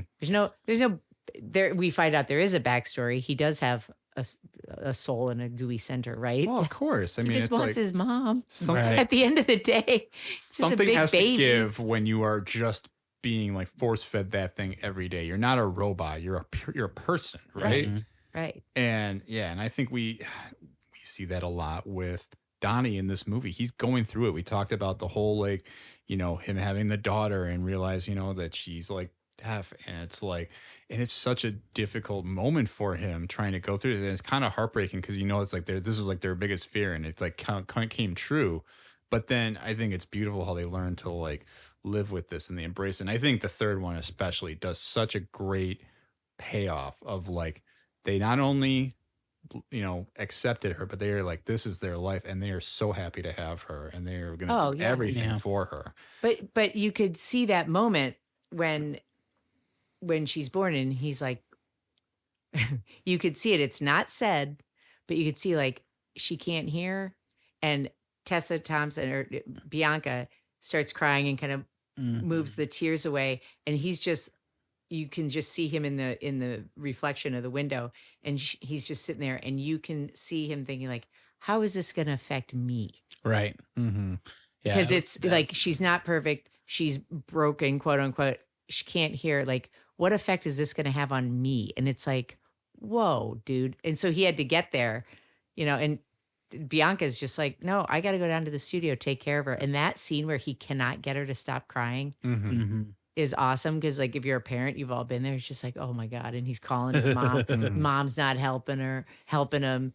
Bianca's gone, and he finally brings her to the gym. The one thing he knows. Yeah. Like his sanctuary. And he's like, okay. And then it just kind of all falls into place. Right. It's like And this was after he lost that first match, right, against Victor, like that he found out that the pregnancy happened, because that's what it looks like in the notes. But I'm like, I thought that was all before. No, he knows she's pregnant when he goes into the first fight. Yeah. Yeah. So like his life's kind of a whirlwind at Yeah, that because he point. got the crap beat out of him, near death almost. He's in the hospital and she's pregnant, and the doctor's like, whoa, like you need to sit down and take care of yourself. Right. So again, it's all about Donnie, right? Mm-hmm. And then Rock comes to see him in the hospital. Yeah. So to catch us up to Yeah. this moment. Okay. So yeah, Sorry, basically, folks. no. But yeah. So I think just so nobody gets lost in what we're talking about, right? So Oh, they're so lost. yeah, I know. They're like, what the hell's happening here? No, I mean, if you've seen these movies, you've seen it. But like, it's like Donnie, the first start of the movie is he wins the heavyweight championship from, what's his name? Danny Stuntman Wheeler. Yeah. So he's now the champion, right? He's got the LA life. We're seeing basically Rocky 3 version of Donnie now. He's got his cushy life, but now he's got this pregnancy coming up, and it's just he's got his mom around, who obviously he loves, but it's always a lot. I think he's overwhelmed, and he gets his ass kicked because he gets rushed into this fight where they're like, here's Drago's son, here's your chance to avenge your dad, right? Yeah, because he's overwhelmed. Like he's got a pregnant wife. He hasn't trained properly. He's overwhelmed by all this new stuff that's happening. Right. So he goes, where is it? Like the Barclay Center, huge venue, totally ill prepared. And Duke, he's even telling him, like, you got to get your head in this. Yeah, Like, you're not ready. You're not ready, champ. Being He's like, trained by Tony Evers now. oh my God. But yeah, and so the whole rest of the movie is just Donnie trying to pick up the pieces of his life, right, and trying to pull this together to get himself back. And it is very much, it's like the equation of like putting Rocky 3 with like a Rocky 4 wallpaper over it. So he fights Victor and he loses.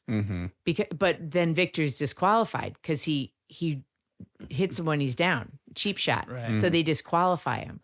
So he retains the belt. Right. And then they have the rematch, but it's got to be in Russia. And it's just like, and they're interviewing Victor and they're just like, that defeat. And he's like, what defeat? Right. Like, I beat him. Like, you guys disqualified me. Like, technicality. I mean, he hit him after the bell, right? Right. When he's down. But, which just shows what a machine that guy was. Like, there's no off switch. Right. Like, I didn't hear that bell. I'm going to keep going. So they disqualify him. So it's, controversial that he's even has retained the belt. Right.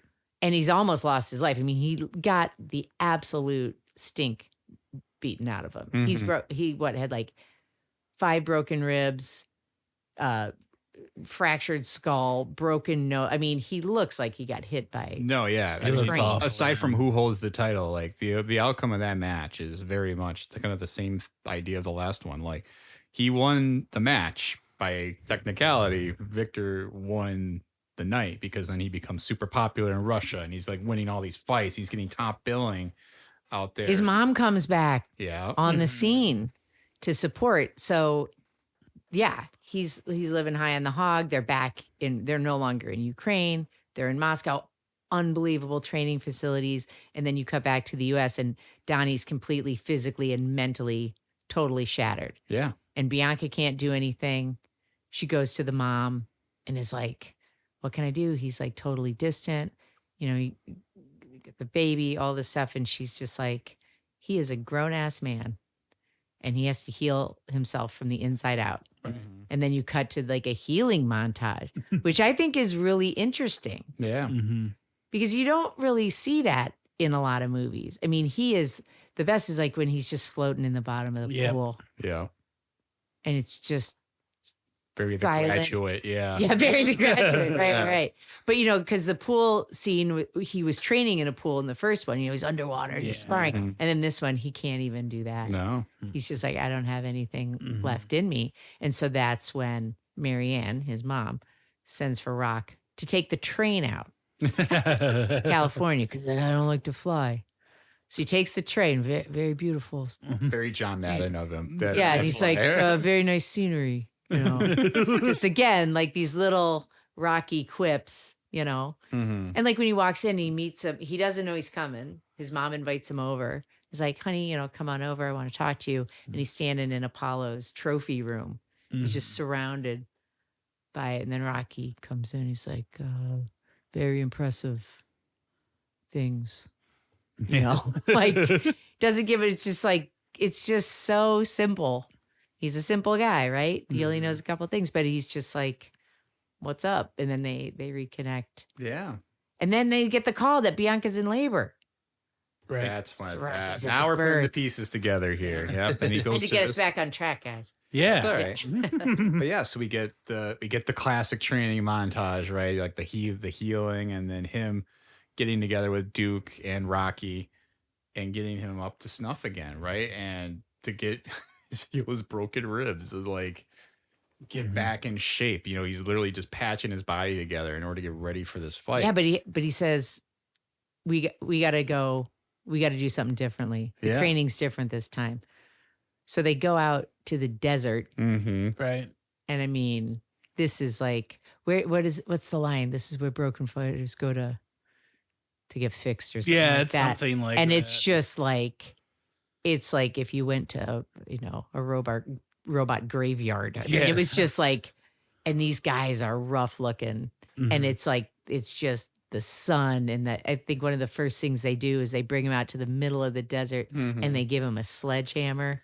Yeah. Work on that for a while, and he just starts.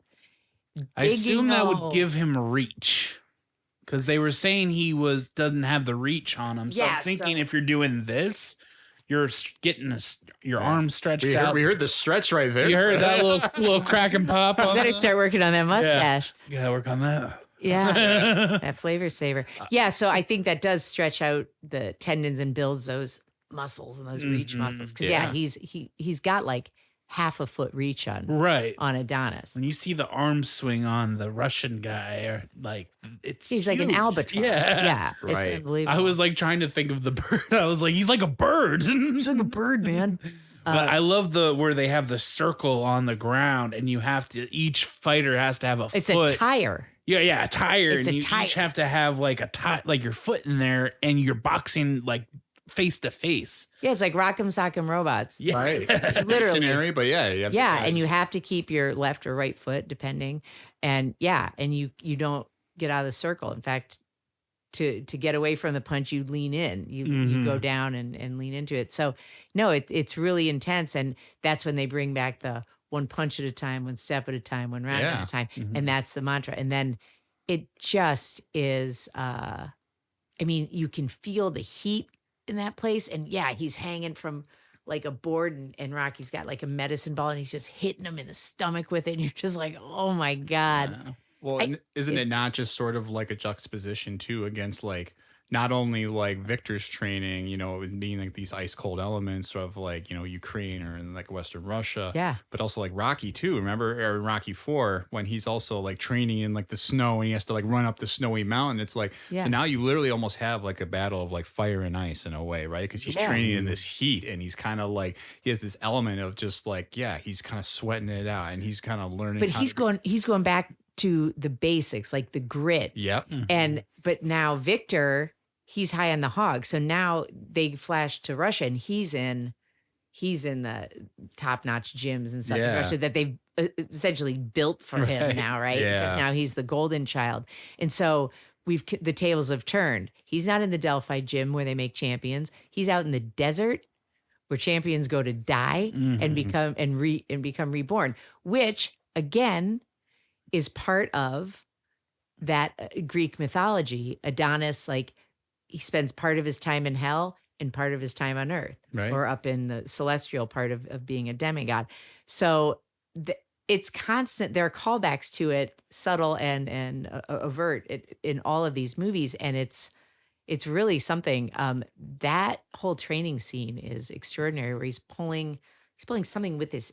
He's lifting up a weight with his head. Yeah. Yeah. I'm like, good Lord. He's puking. But then it's amazing because you think, yeah, okay, he's really cut. But then when you look at him, like his I don't know all the names of all the muscles, but like his lats, like how strong does your neck have to be to take an uppercut? Because you see that uppercut when he fights Conlon.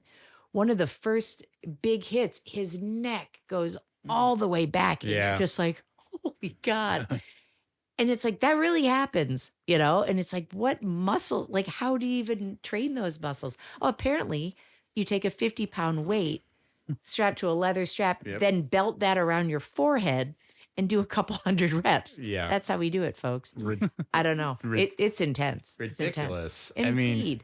But it gets us then to the big rematch in Yes. Moscow, and you're right. The tables have turned a little bit too, and you get like this frustration out of Victor too in some of this time leading up, that it's like Ivan's kind of like kind of come back to like accept these people who cast them out, and he's like, but what? This isn't the life we've gotten. There's even kind of a piece in him where you start to see that gushy center, right, that start to stick out. Like, this isn't right. Like we were nobodies. We were thrown out, and now we're being, welcomed back by these people who are like, oh, we were wrong. I'm so sorry. And it's like, fuck Yeah. these people. Like, Yeah. like you feel for him a little bit. And I think that's the mark of a good villain, is if you can empathize a little bit with their situation. For sure. Yeah. Because, I mean, he Victor Jr. or DJ, Drago Jr., we could call him Victor, right? His first name's Victor. Like he has no control. He was born into that, right? It has almost nothing to do with him. He's just a pawn. And so, yeah, the fight starts, and it's just, I mean, an absolute, Just wailing on him. Yeah. absolutely wailing on him. And then, Adonis, they come back, and then it does turn. And you're like, oh my God, he's going to do it. Now, Victor finally realizes that it's like, oh wait, my son and the safety of my son. Cause he's gonna, I mean, Adonis is going to keep punching him until he is dead. Right. Right. Period. Like, you killed my brother, prepare to die. Yeah, Right? exactly. Yeah. And that's going to happen. And Victor knows that, or, Victor Sr. knows that. And so he throws in the towel, and he's like, he realizes like revenge isn't worth it, Mm-hmm. and I'm just going to love my son. And then when he hugs him and is like, it's okay. It's okay that you lost. Like, I was sobbing. Yeah. For sure. Absolutely. You're sobbing now. Oh, that's a chubby tear coming down. Well, but then, A little bit of heat too. in sweat. right, exactly. Yeah, we're a little I overheated. don't know why I here. wore long sleeves for this. So I don't know if any of you guys noticed, but so Adonis wins, right? And Duke goes in the ring, Bianca goes in the ring, everyone's celebrating, and Rocky excuses himself. He goes out of the ring, and he sits down, and he just watches Takes the in the moment. celebration. Yeah. Yeah. Excusing himself for it. He's like, I can't take all the credit for that. Maybe the first one, but not all the credit. But Yeah. But it's another reflection too. Like I said, it's Rocky 3 with the skin pushed in, because that's how Rocky beats Clubber Lang. He kind of like lets him wear himself down until eventually he can't really defend himself, and Rocky can just wail on him until he knocks Mr. T out. And I think this guy was a little bit better actor than Mr. T, which is great. So, but I don't know. Yeah, I think at the time, and just to kind of do the little postmortem on it a little bit. But so this movie ended up getting directed by Stephen Capel Jr., right? So it was kind of the third choice director. And I think And I don't know what else he has directed. I I'm don't not know that he's familiar with done it. a lot. I haven't researched him extensively, but Yeah, I thought he might have been like more on like a producing or like some sort of other job, and he kind of was pulled in like a production design person or something, or a DP. yeah, but I still think he got the other movie that he's known for is called The Land, and then Transformers: Rise of the Beasts. He rose the beast. He rose the beasts, Okay. but I still think what he did though was he kept the engine moving, and I think there's critics that they weren't like applauding this the same way that they were Creed 1, but I think everybody still was like, this is still a very very good sequel. But I think it was just based on the fact that people were like in love with Creed 1. They're like, this is how you do Yeah. this type of movie, like 100%. a requel, right? And Yeah, and it hits harder the first time. Like in I those still scream on the situations. plane when I watch it. yeah. And it's, I mean, it's exciting, and it's got, I think, just And even it reliving doesn't it. matter how many times you watch it. Mhm. Sorry, folks, but it first of all, it's on TV all the time. You know, Right. for any of you cable subscribers out there, but I'm a Spectrum fan, and could they sponsor the podcast? Yes, please. Please. Perfect. Please. But they, they play it quite often, and it's one of those movies. Like if it's on, I stop, I watch. It's on in the background. I stop what I'm doing and watch it. It's so good, start to finish. And so when Creed 2 came out, I was like, I don't know, man. I don't know. It's the storyline is a little deeper. We explore, some relationships, like Bianca's relationship and all of that stuff, which is great. And there's a baby on the scene with some issues. But start to finish, it's a pretty damn good movie. It is. Right. I think it's poignant. It's poignant in the story that we're being told, because it kind of puts the cap on the Apollo stuff, right? Like Yeah. Yes. we've now officially handed the gauntlets physically down to Yeah. Donnie, and it's his story, very much so. So I mean, this movie came out on November 21st, 2018. Favorable reviews all around. Like I said, maybe not quite the raves that the first one got, but it was still well received. Grossed $214 million against a production budget of $50 million. Again, a smash success. So it was no Unbelievable. surprise that in September 2019 we got a Creed 3 greenlit.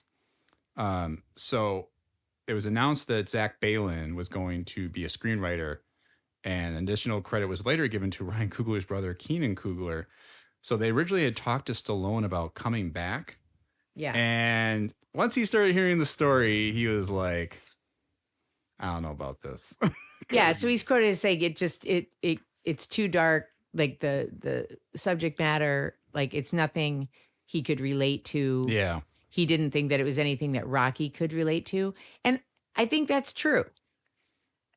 I don't think that's any reason not to participate in it. Yeah. But I get that to a certain degree. I think there's some generational stuff, but yeah, I'm sorry, I interrupted you, but go ahead. So I think you're dead on though. I think it's him being a little stubborn, because I think he clashed with a lot of people, especially on 2. He grabbed the reins a little bit. There's not going to be a lot of the stories that are going to come out, I think, for another probably 10 years or so, maybe even after Stallone's gone, when people are a little more brave to speak up about what actually went down. But because it was in October of 2020 that Michael B. Jordan was confirmed to not only be returning for the movie, but also making it. He's going to be the director. But yeah. which was his directorial debut. yes. Pretty impressive. A very impressive debut. Definitely. We'll talk about it right now. But yeah, I think Stallone backing out of this, saying it was darker. I was like, you're trying to tell us the last however many movies weren't dark? Like, Well, hello. Let's just pause here for a second, because we were talking earlier while we were eating Philly cheesesteaks. Yes, thank you, We had Amy. thematic dinner before this. yes. To get us in the zone, that I think that, a lot of people go back and watch the Rocky movies, but particularly Rocky 1. Now that, if you really analyze it, people are talking about it now, but people don't recall that, okay, Paulie, his very best friend, is completely abusive to his sister, Yes. who he lives with, physically and emotionally, verbally, almost every minute of the day. And then Rocky, I mean, he basically, there's like a date rape scene in that movie. Yeah. And it doesn't, how people say, like, age well, right? And then there are some really dark things that happen in that movie. However, in the 70s, right? At the end of the 70s, I mean, I grew up in the 70s and 80s, and I think it's that generational thing where it's like, yeah, there was trauma. There was horrific, terrible things that happened to these people. But yep, it just happens and you move forward and you go through with it. And you just you don't, like stew in it. Right. Yeah. Right. And then Creed 3 is like, no, we have to go back.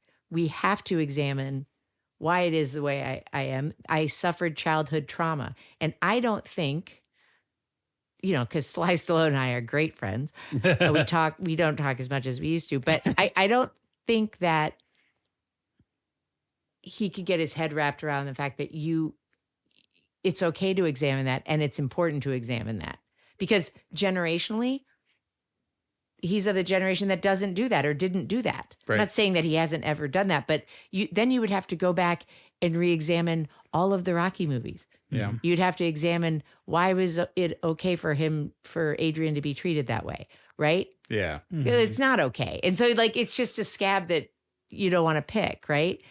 So having said all of that, I also don't think he could have what could he have added to that? It's not the story of Rocky and Adonis. It's Adonis's story. Right.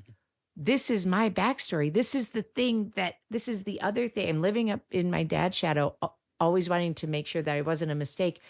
But because of the result of his infidelity in this affair, I was living in group homes. I had a very difficult start until Marianne came and adopted me Right. and took me in. And Bianca even says, and I will say, Bianca's character in 3, you can feel how annoyed Adonis is with her. And as the viewer, you're kind of annoyed with her too.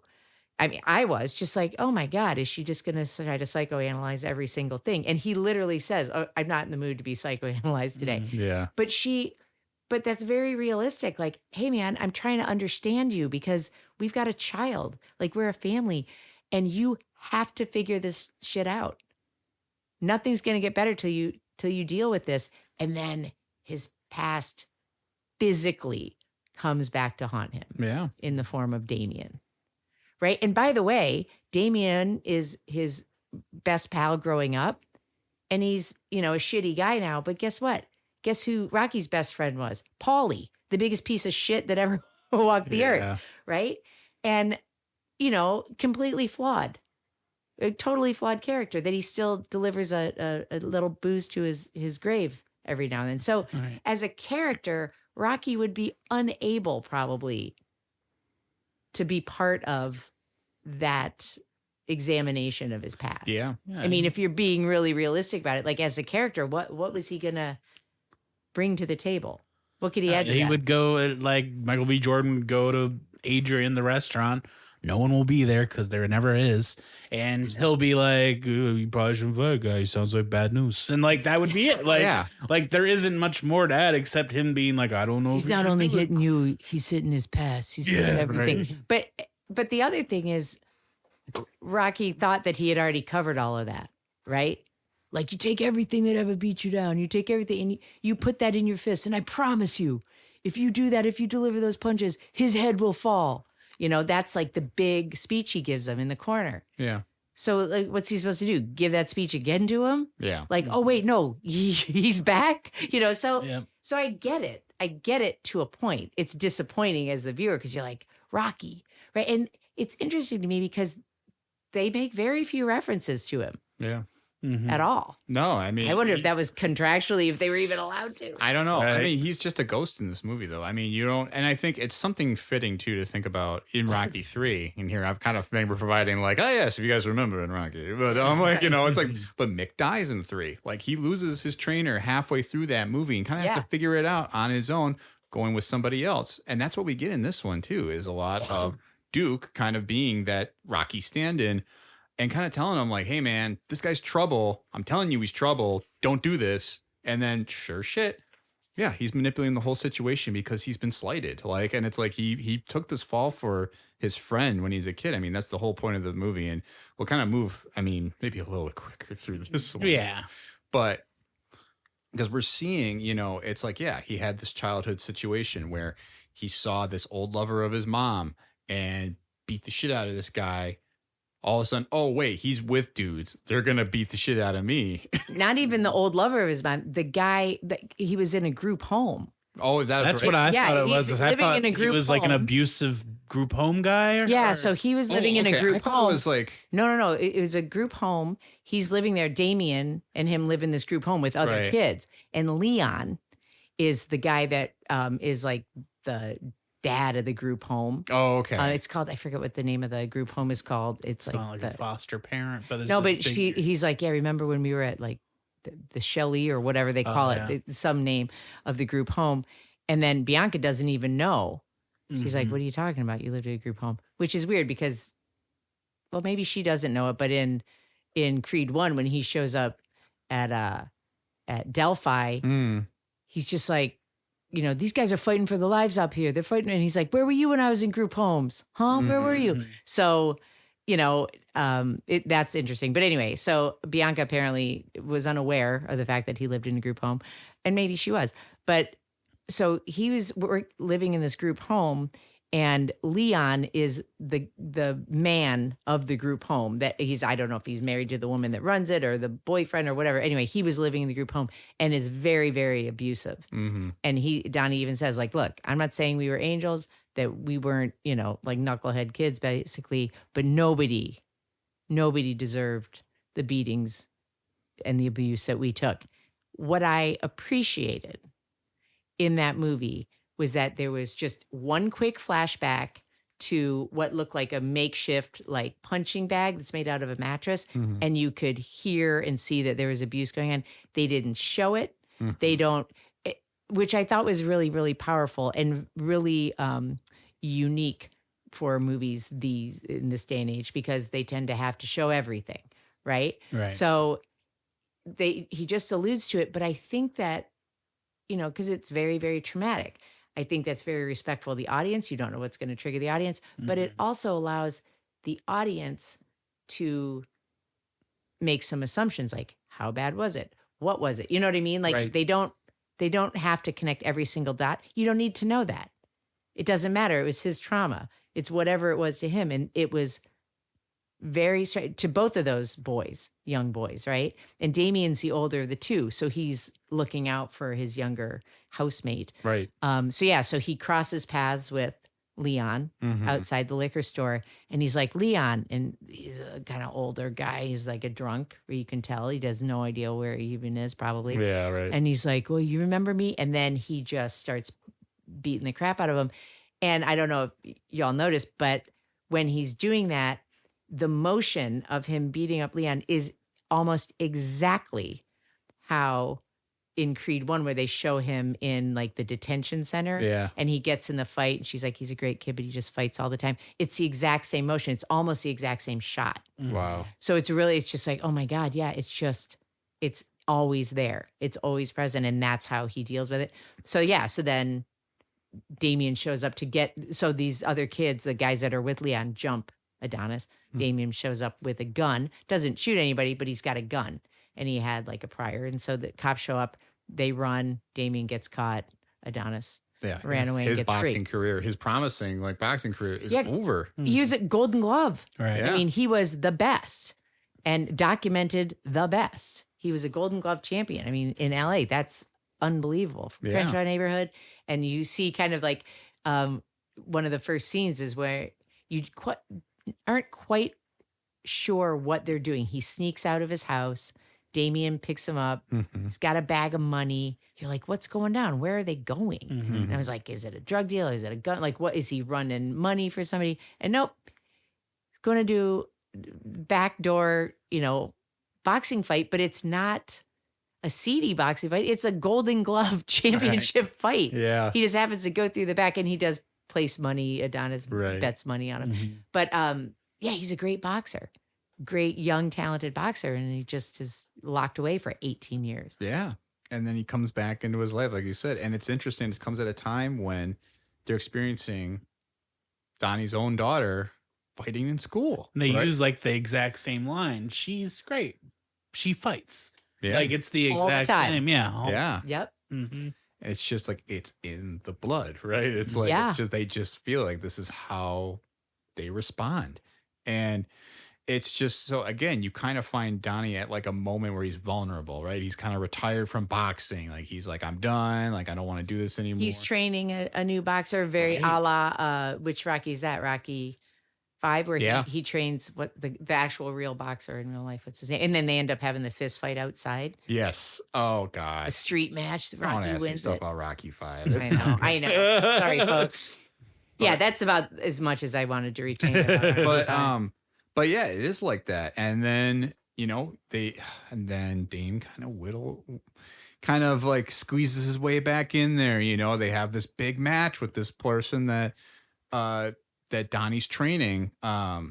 Is it Chavez, right? Or I think so. Yes. Yeah. and he's And he You know- gets hurt because Dame he's a cheap fighter. He's a smart fighter. So he wants a shot. And Donnie's like, what do you do? Keep your enemies closest? Yeah. Like, how am I going to protect myself from this guy? By helping him. Right. Yeah. That'll quell the issue. And then he's like, great. Well, Chavez has gone through every sparring partner. So let's bring this guy in. right, Victor. Again, Right. back. Right. And he's like, no. And Duke is like, don't do it. This guy's bad news. Don't bring him in, not even to spar. And so he starts sparring. And in one of the first sparring sessions, he tags a cheap hit on Chavez's left shoulder, Yeah. which is a really dirty hit, illegal hit, and injures him slightly, not a lot.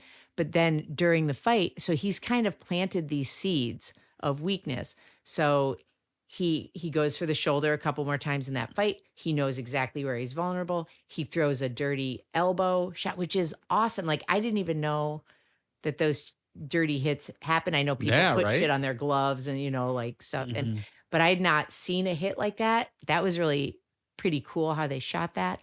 And then, so he's smart. He knows what he has to do to get to the next level because he's thought about it for 18 years. Right. Fixes the whole incident with Drago getting hurt.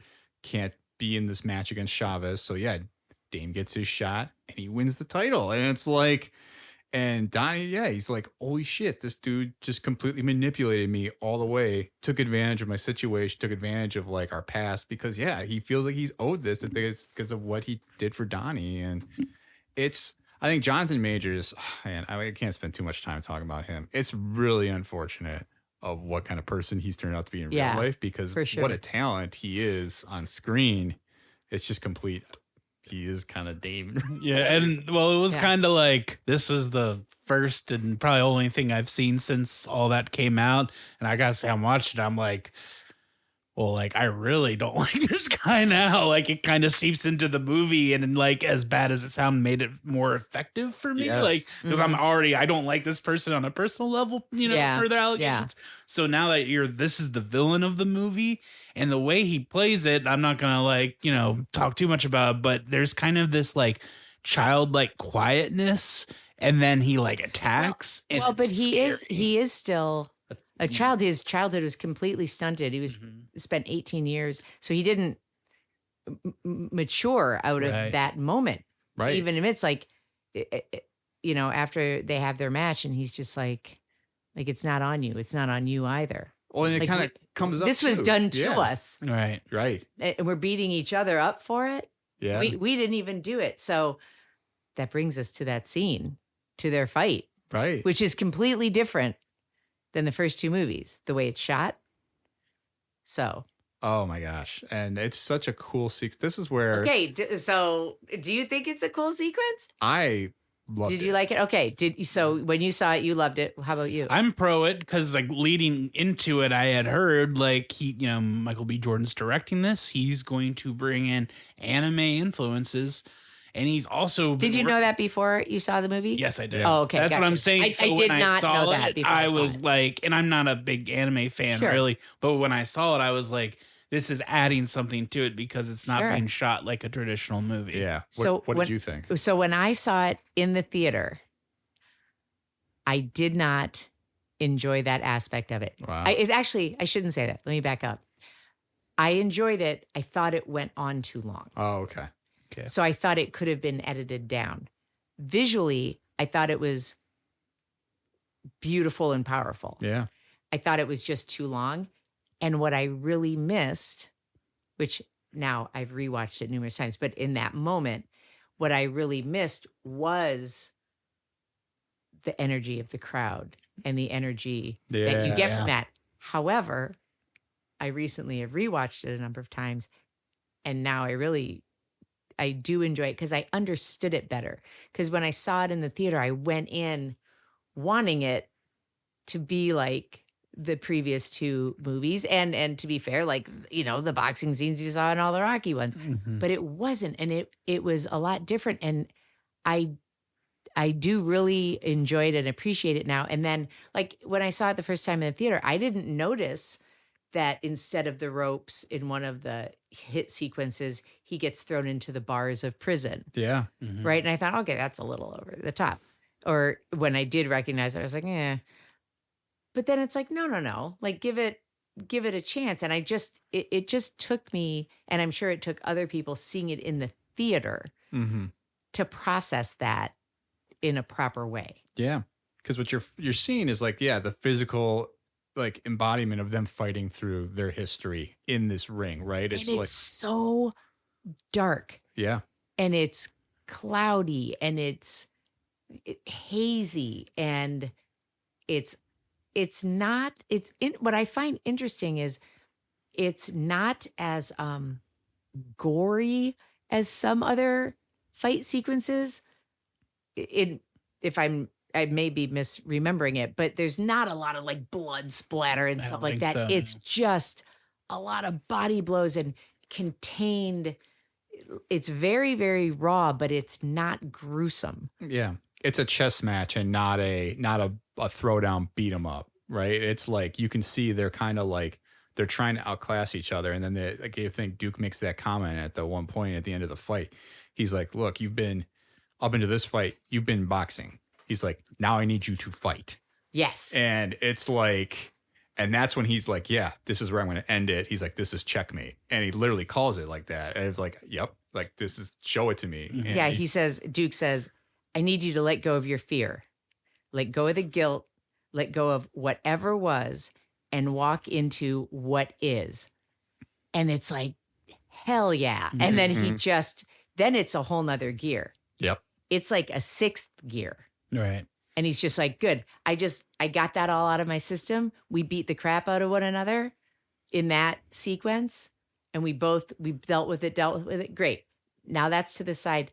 Now let's go. Yeah. Now win the match. Win the match. And you got to think that Dame's kind of, I don't know if he's thinking quite the same thing, because he comes out very much kind of the same stride and everything. And you'll notice that in 3, he fights more like Apollo. Mm-hmm.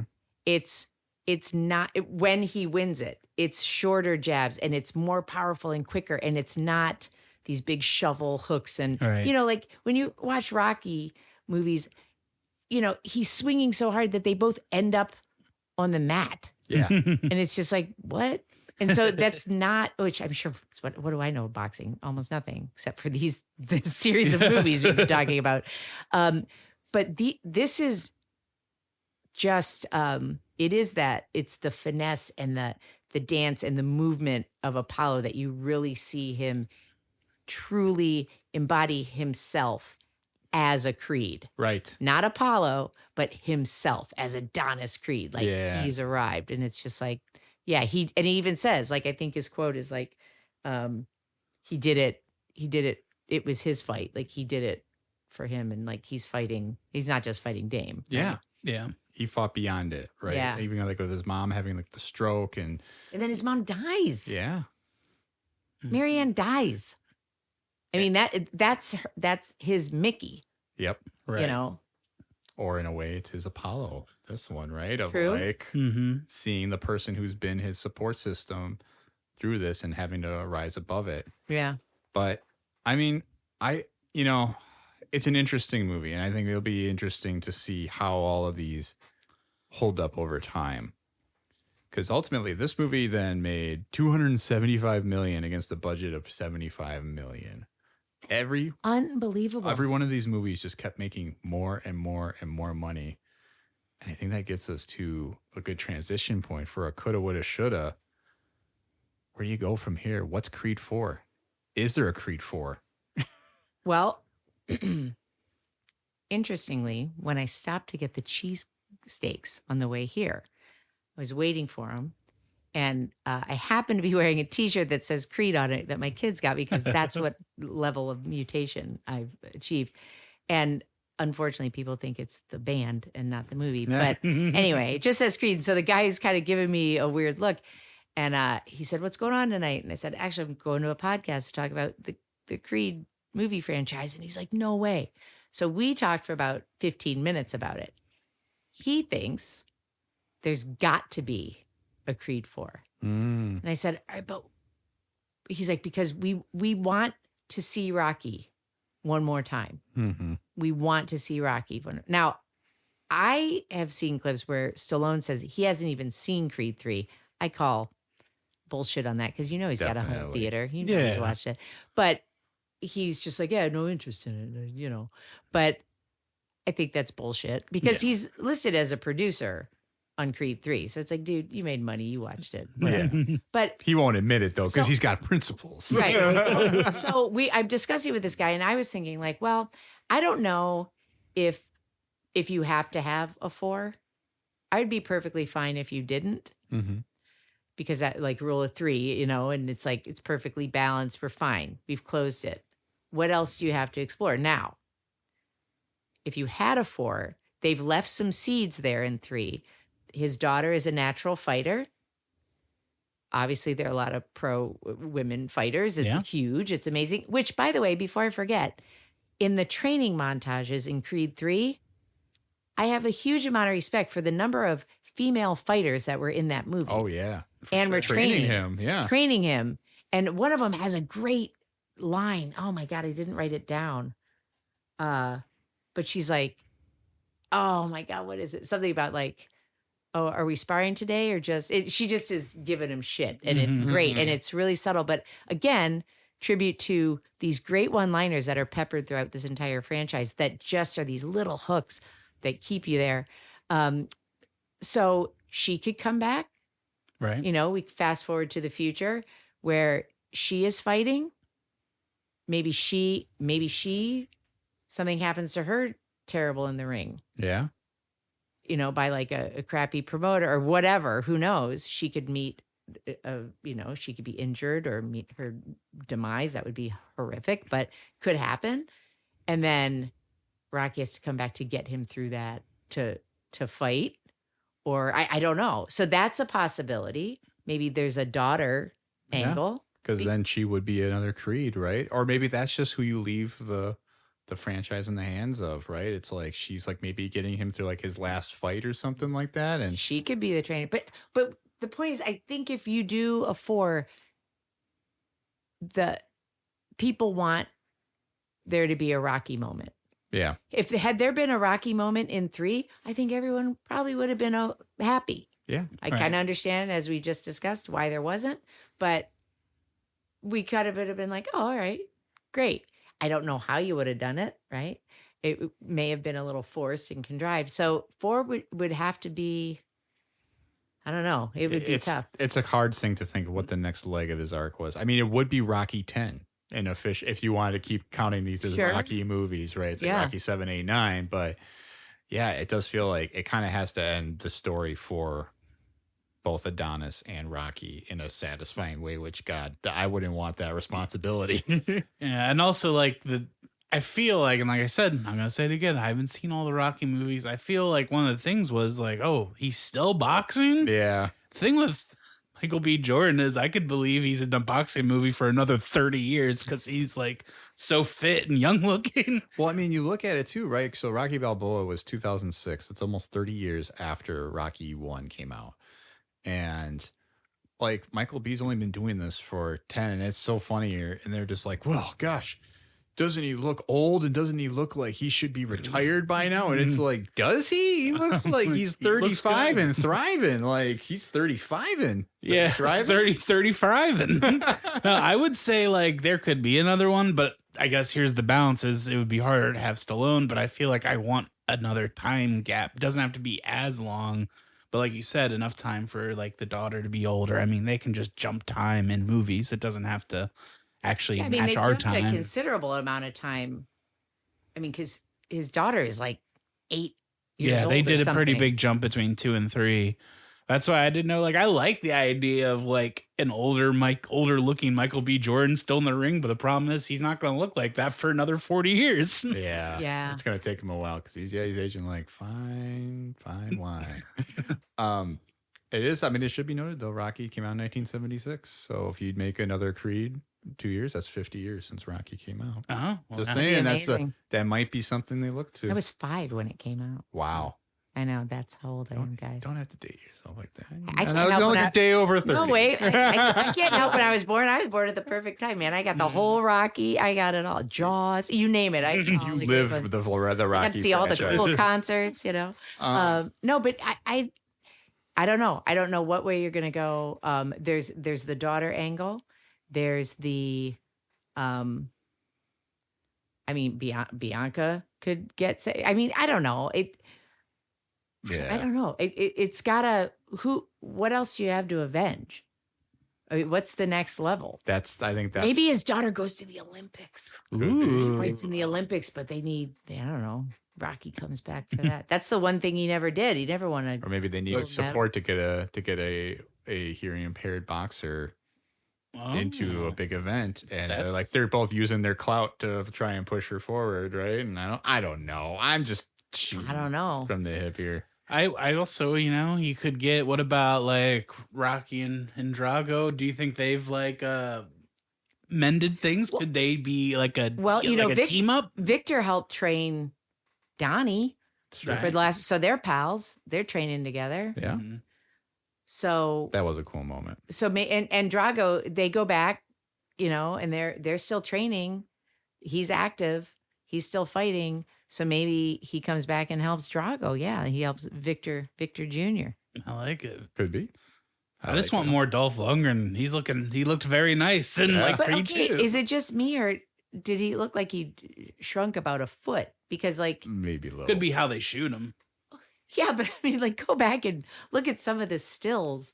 He is like a foot taller than Stallone, but then in this movie, he's not. No, Don't you lose height when you get older? you do a little bit. You start shrinking. Yeah, I used to be 5'11". Oh yeah. Yeah, only you're 5'5" now. What? Yeah, you lose a lot, guys. Wow. I don't Hit buy 50 and you just collapse. No structural integrity left. Well, I don't know. So should there be one? I think, well, as we've discussed, every time they make one, they make millions and millions and millions more. Each one has made what, over $100 million? that. Yeah. Easily. And the last one made $200 million? 230, right? Yeah. 275 million. Right. Wow. So why there's no reason they wouldn't try. I'm Right. not saying it would be good. But I feel like, yeah, Michael B. or even like Coogler, if he's going to executive produce again, which he did all the movies, even if he wasn't involved as directing. But I think they wouldn't come back unless they had the right story. And so I think Oh, that's the challenge right now. Somebody's got to find what's the best way to continue this. Or is it like, no, it does feel like there's something in the tank for one more. But There's got to be, only because they made no reference. Is there one or two references to Rocky in Creed 3? I don't remember. not even. I mean, I don't even think I heard his name. there's got to be less than a handful. I don't Yeah. recall any, and I recall most of the lines from these movies, but I don't know. It'd be interesting. So, okay, so should they? I don't know. Could they? Sure. Would they? We'll Script find out. dependent. I We don't should know. probably It get- looks the guy at the cheesesteak place wants one. We should get him on next. And I'm with Yeah. him. Get- His get name's a call Mike. in. He's awesome. Mike, if you're out there, write in to show me the franchise at podcast@gmail.com. There you go. And we'll read your response on the air next week. And who knows, Michael B could be listening. He might be. Oh, maybe he'll come on. He's got a lot of downtime. Oh my with God! his If he new comes video on, I'm announcement. just gonna sit here and stare at He'll him. announce Like, can I eat a 34 on here. cheesesteak off of any part of your body? Because he is an amazing looking human being. That would be He's a moment to handsome. remember. Like many other moments in this franchise, we should talk about our power rankings and pick your yeah. favorite moments, top 3. Oh my God! Because we talked about quotes. I felt like we peppered a lot of quotes, but maybe Yeah. we gotta pigeonhole the moments here, and we can be short about it because we covered a lot of those. We've been talking for a long time. Man, I can't. Oh, God, only 3. That's one three. from each movie, right? Yeah, if you can think of one that you love from each movie, pick your favorite moment. Good Lord, I'm not going first. Oh, I I have to can go go first. I've got a few loaded. Go for it. I'm still feeling it out as I go, but the number one, and let's say these aren't ranked. I'm going to say one of them is the scene where Rocky goes back to his restaurant and Drogo's just sitting there facing the other way, and just them. Like I said, I've never seen these Rocky movies, but that scene worked for me, and that just shows how good it was because I could see it all from the pictures on the wall, the way they were acting. I love that. I think one of the best scenes, like you had mentioned, is the mirror scene. That's like the integral scene of the first one, I think, because it kind of surmises everything about the character and is also like, is useful for boxing? I'm assuming. I don't know. Then number 3, I feel bad, but I'm gonna kind of steal another thing you said. But you said a lot of things, so I feel good I said about all it. the words. You said all the words, so I feel good. The scene from 2, and I'm picking a lot from 2 that stuck with me was when Rocky, after Adonis hears about his daughter's hearing issue, how Rocky has to go in and just tell him like how he needs to handle this. Because in my mind, I was watching this for the second time. I didn't remember what happened. I was like, someone needs to talk to dude. Like someone needs to talk to him because he's making me angry with his reaction. And Yeah. like, your wife cannot see you react that way when this is happening. Like that just made me mad. But she did. Mm-hmm. She saw it on Yep. his face and she's tearing up and She's And- trying to hide and it. all the moms in the world know. It's like, oh yeah, sometimes it's just you and the baby, and you're just like, oh my God, you know, like, oh, I guess it's me. I guess I'm gonna have to do this alone. That's the exchange. And again, there's no dialogue. Right. That's what's just so amazing about all of these movies. The script is pretty Spartan, you know. It's all 3 movies are so visual. And it's so well acted. Just Oh my everybody's given their God. A game, which is what makes these just Yeah. fantastic. Yeah. Do you- What are yours? Do I have to go? Okay. Go for it. So I just think, again, I keep going back to the visuals and the script, but because those are 2 things to make up movies. No, but all right. So number 1, I think just the absolute how they captured Philadelphia in one, because for so many people, younger people, this may have been their first introduction to Rocky. Yeah. That's kind of what we're forgetting because we've all seen Rocky. You Or have. bits and You see pieces, enough, yeah. enough to be dangerous, Right. right? But for a lot of people, like kids in their my kids hadn't seen all of the Rocky, but they love Creed because I make them watch all the time. But that was their first introduction. Yeah. And so it was perfectly done because you got enough Rocky to know what was going on. You didn't have to have seen all of No. the things, but just the respect for the original and for the city of Philadelphia, because they captured all of it. Old school Philadelphia and modern Philadelphia, as modern as Philadelphia can be. So that, and then there are I think the quotes, so my top 3 quotes. Let's do it. I know, let's do it. Mhm. Well, there are a lot of little one-liners like I talked about, but is as long as you're talking, you're not listening. Mhm. That's a great Rocky one, because it's not. It's kind of delivered kind of quickly in like this melee Mhm. of where he's getting in a fight with his sparring partner. He just can't get past himself and get out of his own head to see that like everyone's here to help you, and he just argues all the time, and he just kind of pulls him aside, and it's like it's what every parent ever wants to say to their kids, just like stop talking and like listen. So that was great. But then in 2, when they just have to completely redo everything, and he says, if you want to change things in a big way, then you got to make some big changes, Mhm. because they retool him. He in 1 he fights more like Rocky, and in 2 he fights a lot more like Apollo. Mm-hmm. Footwork, like you said, you were talking Yeah. about the tire.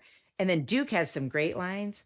I'm cheating because one of it, he's just like got the shit kicked out of him. And Duke just says, the higher you get, the harder it gets. That's life. And that's absolutely true. And everybody Right. can relate to that.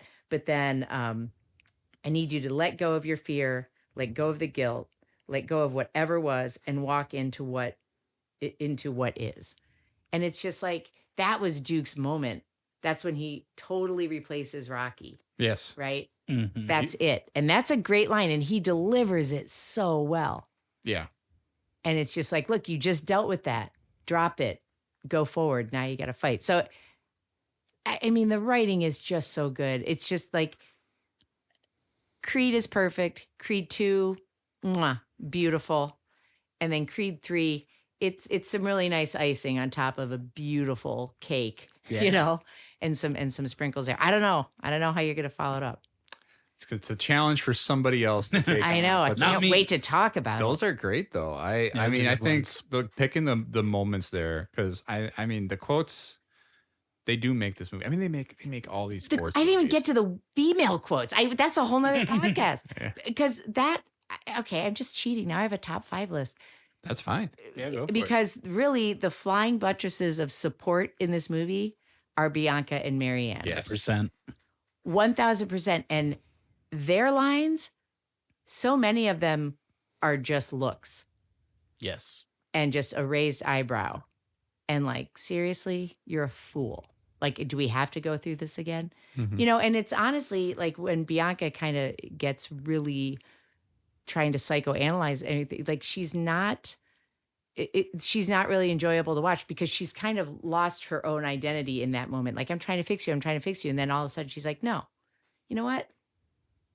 Figure it out. I'm going to go keep taking care of our child and protecting our family. Yeah. Like and I'm going to go back to myself. I'm going to produce music. I'm going to do, like, I lost my hearing. You don't think that giving up my dream of performing, you don't think that affected me? And where were you? You never asked me about that. And it's done in such an expert way. 1, acted, but 2, written. Like, you don't have to go deeper than that. It's like, it's still all about you, Adonis. Mm-hmm. Like, so yeah, we could do a whole thing just on the women of Creed. And They're fantastic. they are absolutely. I mean, I would definitely say, I mean, it's like, that's a moment too of just her trying to deal with like this revelation that her biggest fear like came true, right? Of like knowing that their daughter was going to end up without, with hearing issues, and she's just like heartbroken. I love him kind of taking her out and like, yeah. And it's like, here, this is where I come to deal with my shit. And it's just like, it's like finally, like he finally stepped. I mean, I'm going to pick all the moments where Donnie fucking stepped up. Like, it's sort of like, Yeah. that's a big one right there. Cause up until that point, she was just carrying his ass, and she carried his ass through so much, even in 3. And like, he just is like, wake The up. biggest hits he takes are from her. Yeah. Right. She just body blows him, just like, what? She just Yeah. slaps sense into him. I She think shuts he's him like, down. oh yeah, duh. Like, this is a person I love. Why would I do this to this person? Yeah. Oh, you have it. I lost my hearing, and I'm Yeah. a musician. Yeah. I, Really? to the same end, I love when he kind of talks back at Rocky when he's like, I'm not going to get the treatment for the chemo. And he's like, what are you doing? Like, weren't you the one who was just telling me to like go and deal You with fight, this? I fight. Yeah. Yeah. I love When it. he I tries love to you help, have the he goes- quote for he every one of goes- these. When he tries to help, he's like, get off me, old man. Yeah. You're not my family. You made that clear. And like when Rocky says all that stuff, and then he's like, oh, why'd you say that? Yeah. You idiot. Like, why'd you do that? He just felt, because he's got these defensive walls too, right? It's all based, all of this at the end of it, it's all based on insecurity. But since we talked about the women, but what a stroke of brilliance in the character of Bianca to be like, we're going to have this beautiful, powerful woman. I should say powerful and beautiful woman who is so talented musically, but she's going to be losing her hearing. Yeah. It's like Beethoven. Yeah, but it's just like, wow, like what a brilliant, and they don't dwell on it. It's not a huge, but that's her cross to bear, right? Mm-hmm. And then we just see her carrying it and carrying it and carrying it, and then it's passed on to her child, and it's so brilliant, and it's at times very subtle, like when he's, Rocky's sick, and she's like, you ruined a big night that I worked really, really hard for. He's like, don't shut me out, and she just really subtly takes out her hearing aid, Mm-hmm. and like, I'm not listening, I'm done. Yeah. Like, She has a way to just let him know. tune it out, literally. Yeah. Right. That's Yeah. amazing. Oh my God, you guys, we could be here all night. I but know. I won't. So, all right, you did your top 3 though. Yeah. Well, I yeah. think you only did 2. Yeah. Give us one more, Tom, please. Come on. Like the end. I love that. See, I love Rocky. But I'm stealing yours when Duke gives him the pep talk in 3. And I was like, this dude needs more roles. What is he doing? Mhm. Why? And they knew they had somebody who could step in. If Stallone was going to keep playing hardball, like, we got enough faith. Yeah. Wood Harris is going to step in and do this. And he is just, like I said, I pegged him back in 2001.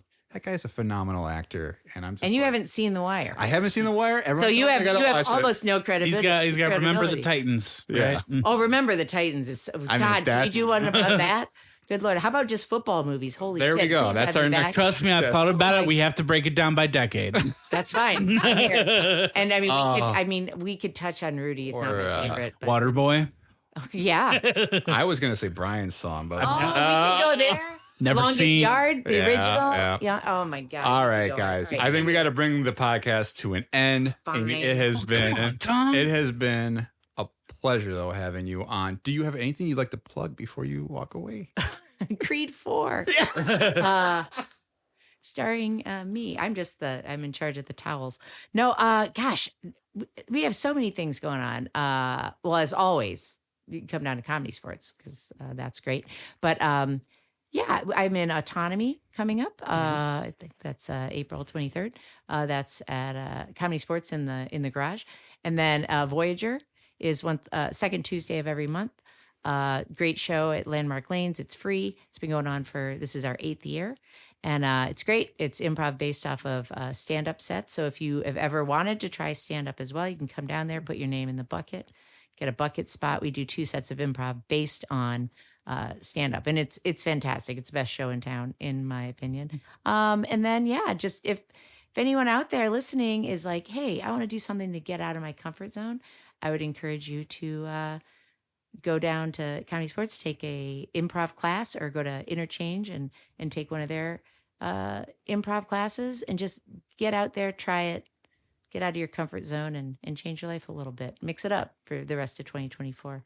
I was so thrilled to be here. I really appreciate it. And I know that my choice of Creed may have been unexpected. No, we But loved it. I think that's what is so great about the movie, is that it appeals to everybody, and just the perfect cross section of it just covers it all for it's like you don't have a soul if you don't like these movies. Appreciation. I do. I really like. I think I was a little lukewarm on like 2 coming in, and then Yeah. you kind of like resold me. I'm like, man, you know what? I gotta watch that again. I'm telling you, man. I did that with 3. I rewatched 3 most recently, and I was like, oh man. And you know what? Here's the thing. It's art, right? And art affects you in different ways at different times, depending on what's going on in your life. Right. Right. And it's open for interpretation. So you may not have liked Rocky the first time. I didn't really like Creed 3 the first time I saw it. But then I recently rewatched it.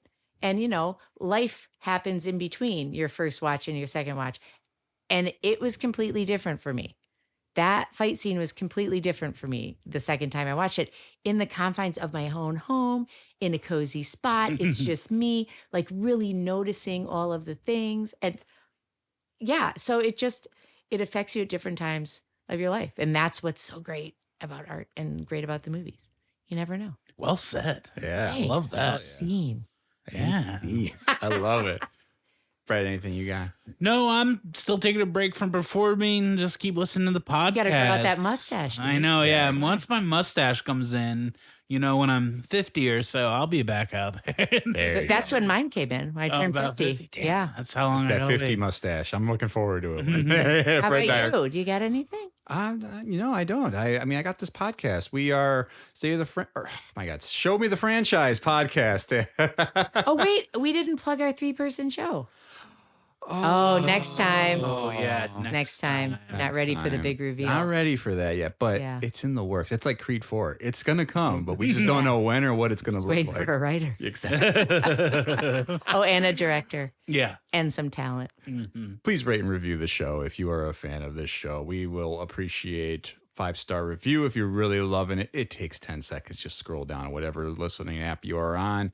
Give us that good 5-star rating. You can find us in our link tree for our Show Me the Franchise resources around social, Twitter, Facebook, Instagram, Threads, all that good stuff. Join the Patreon. It's easy. It's cheap. We are bringing you bonus episodes on there once a month right now, with more content coming in the future. And stay tuned for next time, where we'll be talking about the Star Wars prequels. Whoa. Who do you have for that? Whoa, you'll You know. can't even disclose it. That's We'll tell you off mic. I was yeah. going to say that's competitive. That's a competitive sport. we're gonna use the Force to send that message. Stay tuned for our next Patreon episode, which will be something Star Wars related too. We haven't decided, but we're celebrating this year. We're going big for May the 4th for this 2024.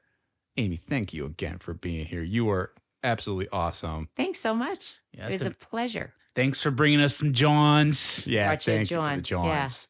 Pretty good. Whiz Wit. Ah, Yeah, Whiz Wit. thank you all for listening. can Look that up. Thank you all for listening. We'll see you next time. Is charge my phone and drive listening to you. And work the talk